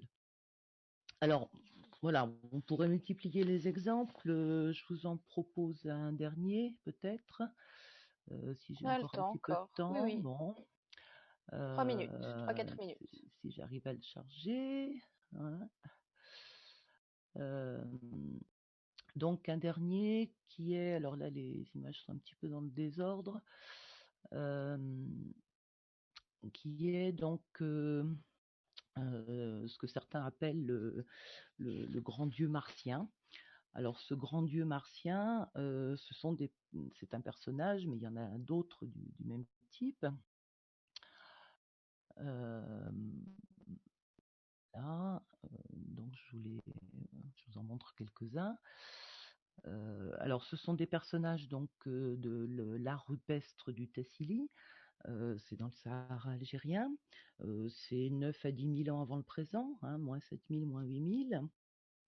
Donc on a une série comme ça de peintures rupestres que certains ont interprété comme étant des extraterrestres. Alors, par exemple, le dernier que je vous ai mis là, dans le livre de Powell Sépergier, dans les suivants, il est représenté mais sans l'arc. Hein. L'image a été coupée, comme ce que vous voyez à droite. L'image a été coupée, on ne voit plus l'arc, on ne voit que la tête ronde avec les deux antennes. Donc, alors, ces personnages que les archéologues appellent les têtes rondes, hein, c'est une sorte d'école artistique de cette époque. Ces personnages, c'est Henri Lhot qui les avait surnommés les Martiens. Enfin, il avait surnommé le grand dieu martien, le premier que je vous ai vu, mais il l'avait fait en plaisantant, mais ça a été repris très sérieusement par l'ensemble des pseudo-archéologues. Donc, Avec comme caution scientifique le fait qu'il l'ait dit lui. Voilà, ça venait d'Henri Lhot, le grand spécialiste de l'art rupestre saharien. Donc, alors, le problème, c'est que les gens qui reprennent ces éléments oublient tout ce qui pourrait être surprenant chez un astronaute, ce qui vient tous les traits culturels sahariens. Par exemple, le fait que les personnages portent des pagnes en peau animale avec les queues et les pattes qui pendent, les bijoux, les décors corporels, les arcs et les flèches. Évidemment, un astronaute avec un arc et une flèche, ça fait un petit peu bizarre. Donc, voilà, dans tous ces cas, on a je crois que c'est un petit peu le point commun de toutes ces histoires d'anciens astronautes, c'est l'ignorance complète, volontaire ou pas, du contexte culturel. Hein. On ne tient absolument pas compte du contexte, on sort une image de son contexte et on en fait un élément de preuve de l'hypothèse. Autre point commun, c'est la référence à des objets, des technologies du XXe siècle. Si extraterrestres il y avait eu dans le passé, ça serait surprenant qu'ils utilisent des hélicoptères ou qu'ils utilisent des scaphandres ressemblant aux nôtres. Hein, donc on a vraiment une influence du XXe siècle. Et puis, peut-être un petit peu pour conclure, la dernière chose qui me paraît quand même gênante, c'est que ça revient à nier complètement les capacités créatives, l'imagination des peuples anciens. Hein, donc on suppose qu'ils ne pouvaient que représenter ce qu'ils voyaient. Donc voilà, si on leur dénie toute capacité d'imagination, je trouve que c'est un petit peu gênant. Donc là, j'ai pris l'exemple des anciens astronautes, mais il y a le même type d'usage d'images anciennes pour des théories avec un arrière-plan idéologique. Alors, il y a un très bel exemple auquel je peux vous renvoyer, c'est le livre de Jean-Luc Le Quélec qui s'appelle La Dame Blanche et l'Atlantide, qui prend l'exemple d'une peinture rupestre qui se trouve en Namibie. Donc je vous en mets une représentation et qui a été interprétée par l'abbé Breuil, le grand spécialiste aussi d'art rupestre, qui avait été interprétée comme par sa ressemblance. Il trouvait qu'il y avait une ressemblance avec l'iconographie crétoise. En particulier, c'était l'époque où on venait de restaurer le palais de Knossos. Début des années 40, et donc l'abbé Breuil l'avait interprété comme une femme blanche qu'il assimilait à Isis ou à Diane, et qui traduisait pour lui l'influence civilisatrice méditerranéenne en Afrique noire. On est dans la période coloniale, hein, c'est l'époque où on a en particulier dans la littérature, toutes les histoires de monde perdu, où on retrouve en Afrique des Atlantes, des Égyptiens, des Grecs, etc., au cœur de l'Afrique noire. Hein, pensez par exemple à l'Atlantide de Pierre Benoît, c'est les mines du roi Salomon, c'est le genre de littérature de cette époque.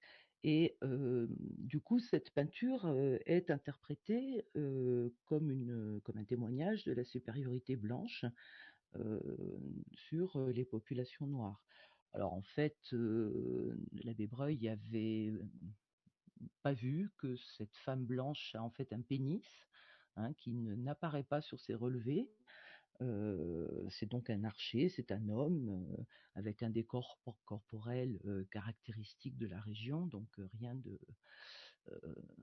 rien d'extraordinaire, mais on est bien dans l'idée qu'on ne voit que ce qu'on veut voir. Donc on part d'une idée, d'une hypothèse, d'une idéologie, et ça influence la perception qu'on a de l'art d'une époque disparue. Voilà, donc il n'y a pas que les anciens astronautes, on peut avoir comme ça des interprétations très curieuses, y compris par des gens très sérieux par ailleurs, puisque l'abbé Breuil, c'est quand même une référence. Donc c'est pas que une affaire de pseudo-archéologue. Oui, effectivement, c'est un curé, donc il a du mal à reconnaître un pénis peut-être, mais en tout cas, son interprétation a quand même été reprise par des dizaines d'archéologues qui travaillaient sur les relevés de l'abbé Breuil.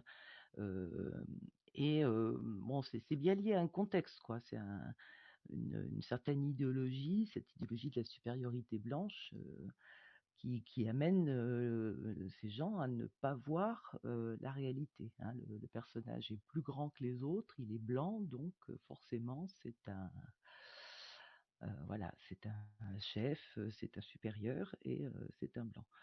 Donc voilà, c'était un petit peu les exemples que je voulais donner. Il y en aurait beaucoup d'autres, mais c'est cette idée, je Le temps pense est écoulé, donc je que pense qu'on va... voilà, on va arrêter là, mais simplement cette idée que la vision qu'on a d'une œuvre d'art, quand il s'agit du passé, elle est quand même très orientée, très déterminée par notre idéologie, nos hypothèses. Voilà, c'était cette idée-là. Merci beaucoup, c'était de nouveau très intéressant. Puis c'est vrai parler d'exemples concrets qu'on a un peu déjà tous vus et avoir des vraies explications derrière, c'est toujours chouette à prendre. Est-ce qu'il y a des intervenants qui ont des questions à poser?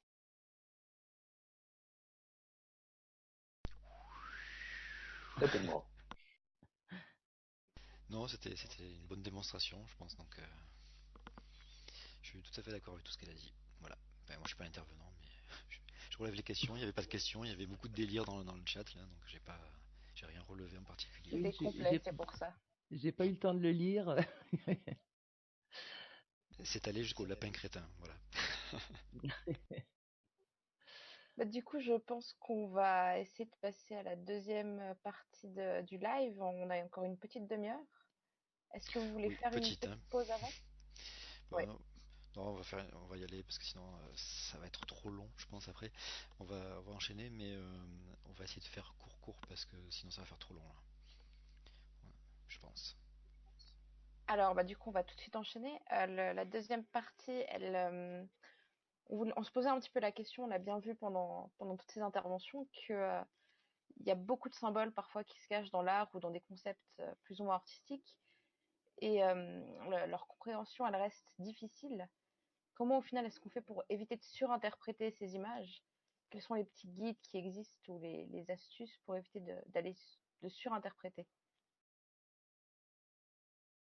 Qui est-ce Alors, qui qui veut se commence? lancer dans le grand sujet, Moi, je le peux grand débat? proposer un truc déjà. C'est moi une leçon que je retiens en tout cas des sujets que j'ai abordés, mais aussi de ceux qui ont été abordés là, c'est qu'en fait, quand les gens mettent des symboles dans leurs œuvres, bah déjà ils les cachent pas trop quoi. Ils sont fiers d'user de ces symboles et on peut les écouter pour savoir quelles interprétations ils en ont en fait. Euh, voilà, il faut lire les gens qui avaient cette culture et tout, ou si c'est dans le passé, ou alors regarder ce qu'ils écrivaient et tout ça. Et on a les explications en fait. En fait, pour moi, si des gens ont des symboles à utiliser dans des œuvres, soit, s'ils veulent rester secrets, cachés et tout ça, ils les mettent pas. Juste les symboles, ils vont pas donner plein d'indices pour que les gens les retrouvent s'ils veulent rester secrets. Et s'ils les mettent, ils cachent pas leur interprétation en fait des symboles. Puis d'ailleurs Manon parlait même carrément des manuels officiels entre guillemets, je dirais, d'interprétation des symboles. Je veux dire, voilà, l'interprétation des symboles, elle est accessible. Ouais, c'est une En fait, science, c'est complètement une science. les manuels dont je parle, c'était ce qu'on appelle des manuels d'iconologie. Donc, iconologie, c'est la langue et la loi des images. Et du coup, c'est simplement donc c'est pas spécialement officiel ou quoi, mais c'est les pratiques, c'est des manuels qui ont à destination des artistes les pratiques qui se font en matière d'allégorie depuis l'Antiquité. Donc il y en a, pour ce qui nous concerne nous en France, il y en a deux qui font date en particulier. Le premier, il est italien et il date de, quand j'ai dit, du XVIIe siècle. Je vous en trouve un exemplaire aussi en ligne. Il a été fait par un Italien qui s'appelle Ripa, donc. Il est tellement de succès. C'est vraiment fait comme un répertoire pour les artistes pour utiliser les images et bien construire leurs allégories selon les règles académiques, quoi. Donc c'est pas spécialement officiel, hein, c'est un mec qui fait ça, quoi. Mais en fait, ça a tellement de succès que c'est traduit, diffusé, réédité sur plusieurs siècles, un peu partout en Europe. Et alors, du coup, par exemple, là j'en ai un. Ouais, c'est devenu une référence, quoi, en fait, ce manuel, quoi. Exactement. En fait, ça se présente comme c'est classé par on avait un Il y a d'ailleurs la chaîne Pallas Athénée qui parle beaucoup du manuel de Ripa. Ils écrivent beaucoup ça parce que, en effet, ouais, ils sont super bien pour l'étude de l'iconologie. Donc, en gros, c'est classé par, pas forcément toujours par ordre alphabétique, ça dépend des volumes, mais bref, par concept. Donc, dans le sommaire, si je me balade, il y a vertu, fidélité, abondance, etc. C'est des notions. Il y a une petite description écrite et pas les premières mais plus tardives, il y a une image qui accompagne pour montrer aux artistes comment on fait pour représenter telle allégorie. Donc c'est des choses qui sont codifiées, qui sont lisibles en effet, qui sont pas cachées ou quoi là, parce qu'on est sur autre chose que la symbolique franc-maçonne, etc. Et du coup là c'est vraiment à destination des artistes qui veulent produire des images qui sont intelligibles pour les élites et les gens qui ont pu recevoir une éducation là-dessus, qui d'ailleurs peuvent l'acquérir simplement aussi en lisant ce manuel notamment. Et donc voilà, donc là ça n'est pas quelque chose du tout de secret ou quoi. Le but c'est de dire, de s'inscrire dans une tradition académique, de dire je suis un artiste qui respecte les codes et que les gens qui regardent votre tableau comprennent le message, qui ont les codes et qui regardent votre tableau comprennent le message que vous avez voulu faire passer. Par contre, ça n'exclut pas qu'il existe des choses où les symboles sont cachés, parce que quand les symboles sont cachés, le truc c'est simplement que seulement les vrais savent, entre guillemets, quoi. Ceux qui sont initiés à ce tout petit cercle et tout reconnaîtront les symboles qui sont mis à l'intérieur. Là, c'est pas ça. Là, c'est des manuels qui sont à destination comment dire, du grand public lettré, quoi. Voilà. Et c'est possible de cacher des symboles aussi, hein, et de faire en sorte que ça soit uniquement les. Oui, c'est vrai que c'est possible, mais après, je pense qu'il parlait notamment par rapport au. Tu diras mieux que moi, mais je pense que tu parlais des sujets que tu abordais toi, c'est-à-dire que effectivement, quand tu es Illuminati, que tu essaies de conquérir le monde, tu vas pas le crier sur les toits, quoi. Et je vois pas l'intérêt de montrer effectivement sur des billets de banque ton signe. Ça va pas aider les autres à te reconnaître. Enfin, ils savent que tu contrôles le truc, tes amis, quoi. Donc voilà. C'est ça, en fait. Le truc, c'est que c'est assez contradictoire, en fait, le fait de penser qu'il y a une société secrète qui tient absolument à rester secrète, mais qui mettrait son symbole partout sur des billets que tout le monde manipule et tout ça. bon, au bout d'un moment, un secret, ça finit par s'éventer quand même, donc c'est un peu dangereux pour leur propre secret s'ils faisaient ça. C'est pas très intelligent, on va dire, de leur part. Les symboles cachés que tu peux retrouver, ils sont cachés, genre les symboles francs-maçons, ils sont cachés, bon, déjà dans les périodes où on opprime les francs-maçons, voilà. Oui, du coup, il faut un signe et- à l'extérieur, par exemple, de ton bâtiment pour signifier ici il y a une loge maçonnique, par exemple, tu vois. Donc c'est en mode il faut que ce soit caché, mais il faut que les francs-maçons qui passent par là et qui cherchent le lieu le trouvent, tu vois. Oui, mais tu vois, ils vont mettre justement un symbole caché sur un bâtiment, mais indiscret et tout, parce qu'il y a un intérêt pour essayer justement de se retrouver à cet Et- endroit-là. Mhm. C'est pas un truc qu'ils vont balancer partout dans toute la société. Oui, tu parles pour le Euh, triangle, pour l'équerre, le niveau, etc. voilà. Et alors que, au contraire, justement, à partir du moment où ils considèrent que là réellement ils ont gagné et ils sont fiers d'avoir gagné, et ils sont fiers de leur influence réelle ou supposée et tout ça, bah là ils se cachent pas, ils les balancent partout. Enfin voilà, comme je montrais le Masonic Memorial, Washington Masonic Memorial, c'est pas super discret quand même, hein, c'est un énorme symbole de compas et d'équerre et tout ça, parce que à ce moment-là, bah voilà, ils ont pas besoin de se cacher, ils sont pas Pas réprimés. persécuté. Ouais. J'aimerais juste rebondir un petit peu parce que je connais pas mal le sujet de l'alchimie.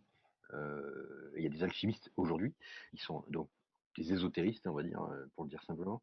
Mais du coup, eux, ils sont toujours dans cette idée de cacher des informations pour les initiés, etc.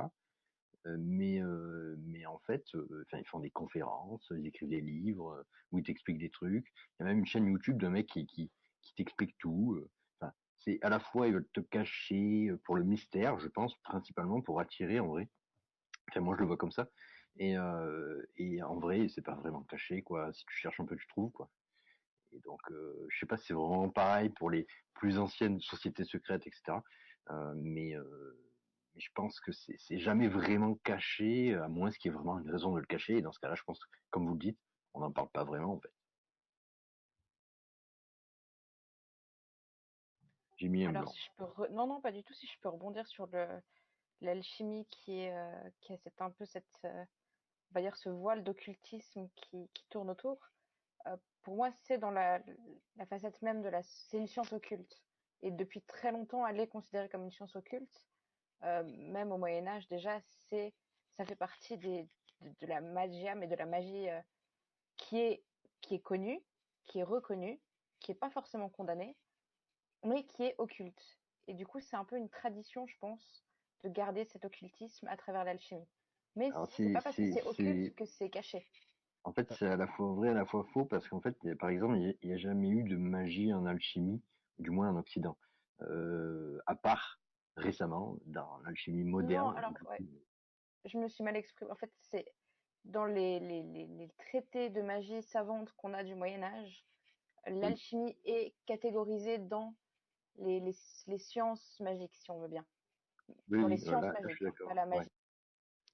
Après, tu dis que c'est pas réprimé, il y a quand même cette doctrine générale de l'Église que la magie c'est sataniste quand même. Donc il y a, enfin C'est c'est pas beaucoup Ouais, plus forcément tardif. bien. C'est beaucoup plus tardif. c'est très tardif D'accord. parce que l'alchimie n'a jamais eu de problème avec l'Église, quoi. Donc, c'était pas si satanique Ok. que ça du point de vue de l'Église. Il y avait même des hommes d'Église qui étaient alchimistes. Voilà. C'était les hommes d'église et tous les alchimistes étaient de base hommes d'église. Ils faisaient partie du Oui, clergé. Donc, oui, ils enfin, avaient eu les études par des ecclésiastiques. c'est ça, c'était des savants en fait, et donc du coup, à l'époque, enfin selon les époques évidemment, et que de toute façon l'Église était, qui était savante, qui était croyant, qui était très, peut-être pas forcément dans l'Église, mais en tout cas c'était très croyant et etc. Voilà. Ouais, Non, non, il y avait pas un très rapport digressé du sujet. Donc, ouais, il y avait Oui. pas un rapport avec Dieu justement dans l'alchimie, genre Ah, il y a énormément de c'est la traités recherche d'alchimie de Dieu. qui commencent par, voilà déjà, mais il y a énormément de traités d'alchimie qui commencent par des louanges à Dieu, qui remercient Dieu, etc. Ok. Sinon, Sylvain, tu veux enchaîner sur la question initiale qui était donc la surinterprétation, comment on fait quelle technique appliquer? Alors, pour mon sujet, je suis tellement passé vite que j'ai oublié de dire plein de trucs, j'y repense après, mais pour mon sujet, j'ai envie de dire, il faut déjà aller voir ce que c'est qu'une gamme en musique, comment on définit chaque note à partir du diapason, si on change de diapason, ça veut dire quoi? Un truc que j'ai pas dit qui était très très très important, c'était l'idée du tempérament dans l'accordage d'un instrument. Alors je filerai quelques liens qui parlent un peu de ça pour la version rediffusion du live. Mais voilà, il y a beaucoup de choses qui changent complètement. Enfin, il suffit pas de se mettre en 432 Hz sur le La, quoi. Ça change absolument tout et des fois, comme je disais, il y a des instruments qui sont inaccordables en 432, donc ça sert à rien en fait de se mettre en 432. Il y a beaucoup de gens sur Internet, sur YouTube qui mettent du 432. Ils descendent tout de 8 Hz, du coup du 440 au 432. Mais du coup, c'est pas un accordage à la 432, c'est juste ça décale tout de 8 Hz, ce qui est pas du tout la même chose. Il faut se renseigner un peu du coup sur comment on accorde un instrument. Alors il y a une vidéo j'ai oublié. C'est Vlad Tapas qui a participé à une Science vidéo de étonnante. Science étonnante, exactement, sur maths et musique, où il parle justement de comment on a défini plus ou moins, comment on définit mathématiquement chaque note d'une gamme ou d'un octave déjà. Et c'est hyper intéressant, donc je vous conseille d'aller la voir. Ah ben merci PA. Et du coup, voilà, déjà rien que ça remet déjà en question, alors que c'est pas le sujet de la vidéo, mais ça remet déjà en question pas mal de choses sur le 432 Hz, parce que il y a pas mal de choses à vérifier au niveau mathématique et tout. Moi, j'ai essayé d'en vérifier un certain nombre. Des fois, je suis perdu. Il y a tellement de trucs qui sont possibles, etc., que c'est le why. Mais rien que l'idée des tempéraments, il y a différents tempéraments qui définissent différentes hauteurs de notes pour un octave. Donc déjà, un octave pour ceux qui ne savent pas, j'ai pas précisé, mais un octave c'est un gros do, ré, mi, fa, sol, la, si, do, voilà, avec les dièses, etc. Et dès qu'on repasse à un do supérieur, on est sur un octave supérieur plus aigu. Donc juste sur un octave, il y a 12 notes. Rien que sur 12 notes, selon le tempérament qu'on utilise pour son instrument, il y a plein de, enfin, il y a déjà des fréquences complètement différentes. Et donc déjà Il n'y a pas de des résonances différentes, des harmoniques qui sonnent derrière qui sont différentes, tout est différent. Enfin, c'est un gros, oui, oui, pinaillage, oui. C'est un gros bordel. Il n'y a pas 12 notes. T'as dit 12 notes. Normalement, oui. Mais, Oui, avec do, ré, mi, avec fa, sol, les la, dièses. si. Et les dièses. Oui, mais voilà. Donc c'est pas. Oui, d'accord. Il faut être Oui, précis alors mais ça fait 12 notes. parce que j'avais pas compris ça. Ah oui, mais j'essaye de dire un peu, ouais, mais c'est do, do dièse, ré, ré dièse, mi, Ok. fa dièse, euh, euh, sol, sol dièse, la dièse, si, et on revient au do. Voilà. Voilà. Donc en gros, il y a 12 notes, et du coup, voilà.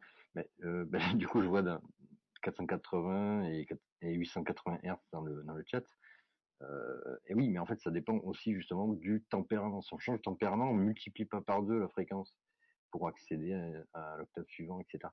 Donc il y a vraiment des variantes sur chaque truc et tout, et donc c'est extrêmement compliqué. Et quand on regarde les sites pro tenant, on va dire, du 432 Hz, c'est toujours très simple, ou quasiment toujours très simple. Et dès qu'on commence à se renseigner vraiment sur comment ça fonctionne, on comprend plus rien en fait, et on est obligé de vraiment creuser pour aller chercher. Donc voilà, j'ai que ça à dire en fait pour la démarche, c'est d'aller essayer de comprendre vraiment comment ça marche et essayer de creuser et voir comment c'est censé fonctionner, etc. Du coup, on commence à remettre en doute certaines choses. Voilà. Ouais, en fait, ce que tu veux dire, c'est que quand c'est simple, quand c'est très simple, c'est séduisant et du coup, on a envie de croire le truc parce qu'on comprend comment ça Mais marche. Mais en fait, c'est un peu l'effet de Dunning-Kruger, c'est-à-dire qu'on pense savoir comment ça marche, mais en fait, quand on creuse, on se rend compte que ça marche c'est pas un du tout peu comme ça.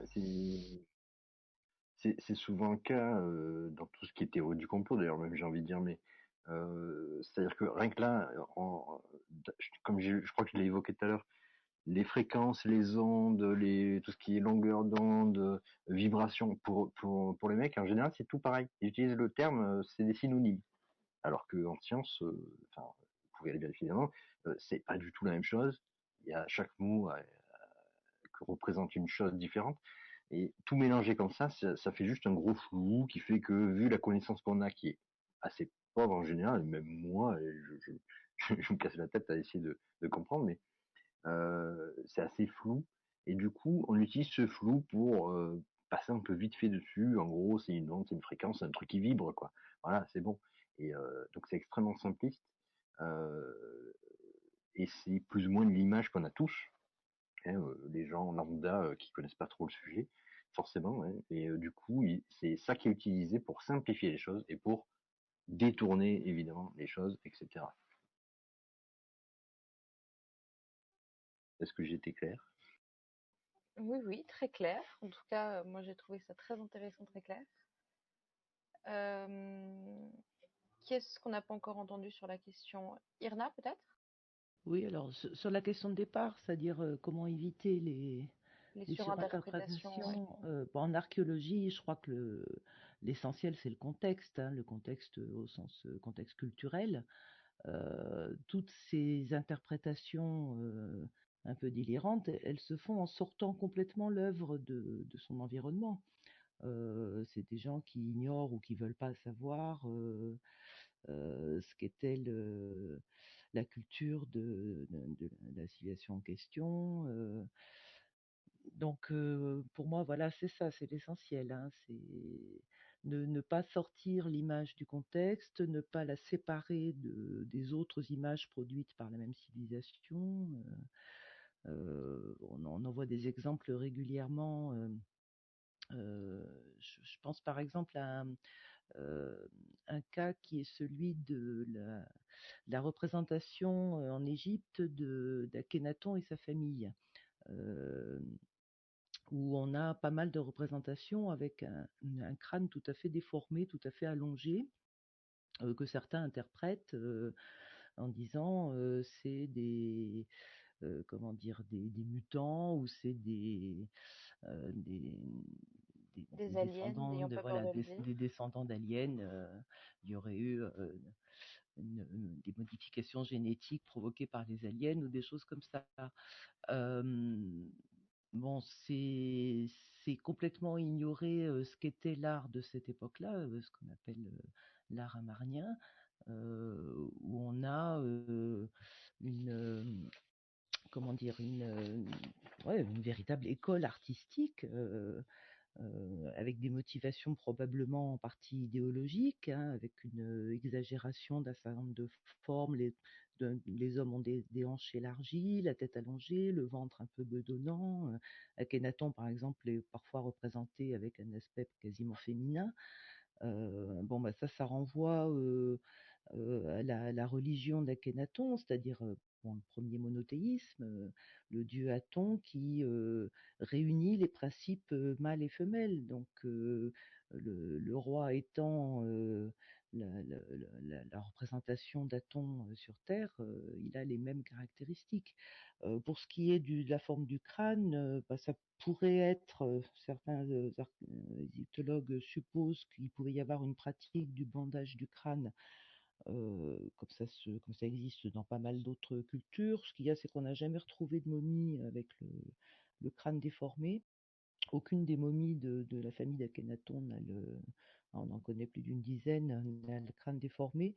Il n'y a que Toutankhamon qui a le crâne légèrement aplati, mais pas du tout en forme d'obus comme sur les images. Donc, bah, c'est probablement une convention artistique. Certains ont parlé de l'idée de la renaissance quotidienne du soleil, du dieu solaire. Et donc le crâne allongé renverrait au crâne allongé du nouveau-né, hein, qui est souvent un petit peu déformé. Bon, en tout cas, c'est à replacer dans un contexte culturel, historique, et pas sortir comme ça l'image de ce contexte. Il y a ça, et puis la deuxième chose, c'est éviter absolument le coup de ça ressemble à ça, donc c'est ça, quoi. Ça, c'est vraiment le truc classique des pseudo-archéologues, hein, euh, quand ça ressemble, c'est la même chose, quoi. Donc ça ressemble à un astronaute, donc c'est un astronaute, ça ressemble à un alien, donc c'est un alien. C'est un peu transposer nos conceptions contemporaines Tout à sur fait, des c'est anciennes conceptions. plaquer nos images. Par exemple, curieusement, tous les aliens figurés dans l'art Nazca, par exemple, ressemblent à des... Les aliens qu'on imagine retrouver dans cet art, c'est l'alien classique du XXe siècle avec ses grands yeux, son crâne chauve. Bon, donc on a vraiment plaqué une image qui vient des films, qui vient de la fiction, sur l'art ancien. Après, je pense qu'il y a un autre truc qui joue beaucoup aussi, c'est le fait que beaucoup de gens, des complotistes, des chercheurs de vérité, tout ça, ils ont une mauvaise conception de ce qu'est le champ de la recherche. C'est-à-dire qu'ils imaginent qu'il y a un savoir établi et que tout le monde essaye le plus possible de confirmer ce qu'on a déjà et de surtout pas découvrir des choses nouvelles. Alors que c'est quand même la base de l'espoir de n'importe quel chercheur de découvrir des choses nouvelles et de remettre en cause ce qu'on croyait savoir en fait. Du Tout coup, à fait. Un archéologue qui réussirait à prouver l'arrivée des extraterrestres dans le passé, il serait heureux, je pense. il aurait des Ça prix serait... Nobel à l'appel, il serait une star, là, ce serait voilà. oui. Oui. Moi, je dis souvent aux gens qui pensent la science comme ça, d'ouvrir simplement n'importe quel magazine scientifique et tu regardes chaque article dans chaque magazine scientifique, c'est la remise en cause d'un truc qu'on croyait savoir en fait. Je veux dire, toutes les nouveautés qui sont là, c'est un truc nouveau. Et même d'ailleurs, c'est d'ailleurs un des biais qui est à l'inverse dans la recherche, c'est le fait que quand finalement on découvre rien de nouveau et on révolutionne rien, c'est là où on a plus de mal à avoir la motivation pour publier parce que ça va pas beaucoup faire parler de nous et tout ça. Donc je veux dire, vraiment, imaginer qu'on cache des nouveautés et qu'une personne comme ça qui découvre un peu vite fait à l'arrache va révolutionner le domaine parce que les chercheurs, eux, voudraient surtout pas révolutionner le domaine, c'est juste ne pas comprendre comment fonctionne la recherche, quoi. Tout à fait. On va laisser encore Manon peut-être nous dire un petit mot sur cette dernière question, si tu es toujours avec. Oui, je suis là. Sur la question de Comment éviter la surinterprétation. éviter la surinterprétation. Donc, moi j'ai évoqué les manuels tout à l'heure. En fait sur ma thèse, c'est-à-dire qu'en effet, quand tu essayes de récolter des images et de les lire, donc moi par exemple, j'ai rassemblé plein d'images où il y avait des Athénas, mais des fois aussi où il y avait juste entre guillemets des femmes casquées, et c'est pas forcément évident de dire oui, ça c'est une Athéna sûre, etc. Et est-ce que c'est pas moi qui veux y mettre ce que j'ai envie de chercher, ce qui peut être un biais, bien sûr. Du coup, déjà, ces manuels dont je parlais, donc j'ai évoqué que celui de Ripa, mais il y en a un autre qui a été fait par Gravelot et qui du coup a beaucoup servi. Comme on sait qu'ils ont été beaucoup republiés, diffusés, etc., en consultant ce qu'il y a à l'intérieur, par exemple, on peut avoir avec à 100%, mais beaucoup de certitude, que si notre artiste qui a créé cette image, si on sait qu'il a fait un cursus assez classique académique, comme c'est le cas pour les trois quarts des artistes qui travaillent pour l'État, il a bossé sur ces manuels-là, on lui a fait bosser ces trucs-là, on sait qu'il a ces références-là ou qu'il va. Et du coup, si on voit une figure habillée de telle manière, on peut aller regarder dans les manuels qu'on sait qui se lisaient à l'époque et qui circulent dans cette école-là et se dire, bon, s'il a suivi le manuel, mais évidemment, on ne peut jamais être sûr, à moins d'aller lire éventuellement sa correspondance ou de voir ses esquisses et tout, mais il n'y a pas toujours ça. Mais du coup, on peut quand même dire avec quasiment 90% de certitude que c'est bien cette figure-là qu'il a voulu reproduire et c'est pas un hasard s'il a foutu en abondance, quoi. Donc déjà, ça permet de limiter un peu la surprise parce qu'on dit c'est une pratique qui se fait. Normalement, ça veut dire ça pour les gens qui regardent et pour les enseignés. À ce moment-là, on sait que c'est ça qui est étudié comme manuel. Donc déjà, on peut au moins ne pas se planter sur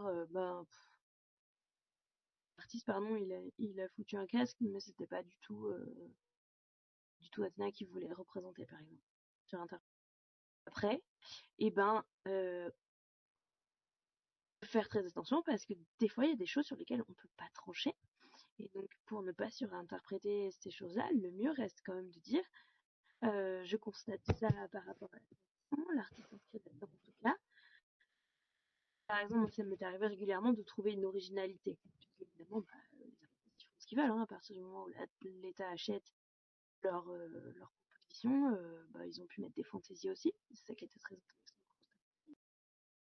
Donc on peut se dire pourquoi il a foutu Athéna avec, j'invente totalement, mais avec un yo-yo là, quel rapport les gars, pourquoi il a fait ça et tout. Donc on peut aller y chercher des interprètes. Mais si on n'a pas forcément de sources ou de comment dire vraiment de traces que l'artiste ait ses intentions, si on ne sait pas qu'il était inscrit dans la secte du yo-yo maléfique et que en fait c'est normal qu'il foute un yo-yo parce que c'est dans ça qu'il baigne, faire des hypothèses, de dire je pense que peut-être c'est ça, et après on va espérer que plus tard nos collègues ou nous plus tard dans des recherches plus poussées on va trouver ces réponses-là, mais des fois elles restent totalement en suspens, il y a des trucs qu'on ne répondra pas. Le premier truc pour la surinterprétation,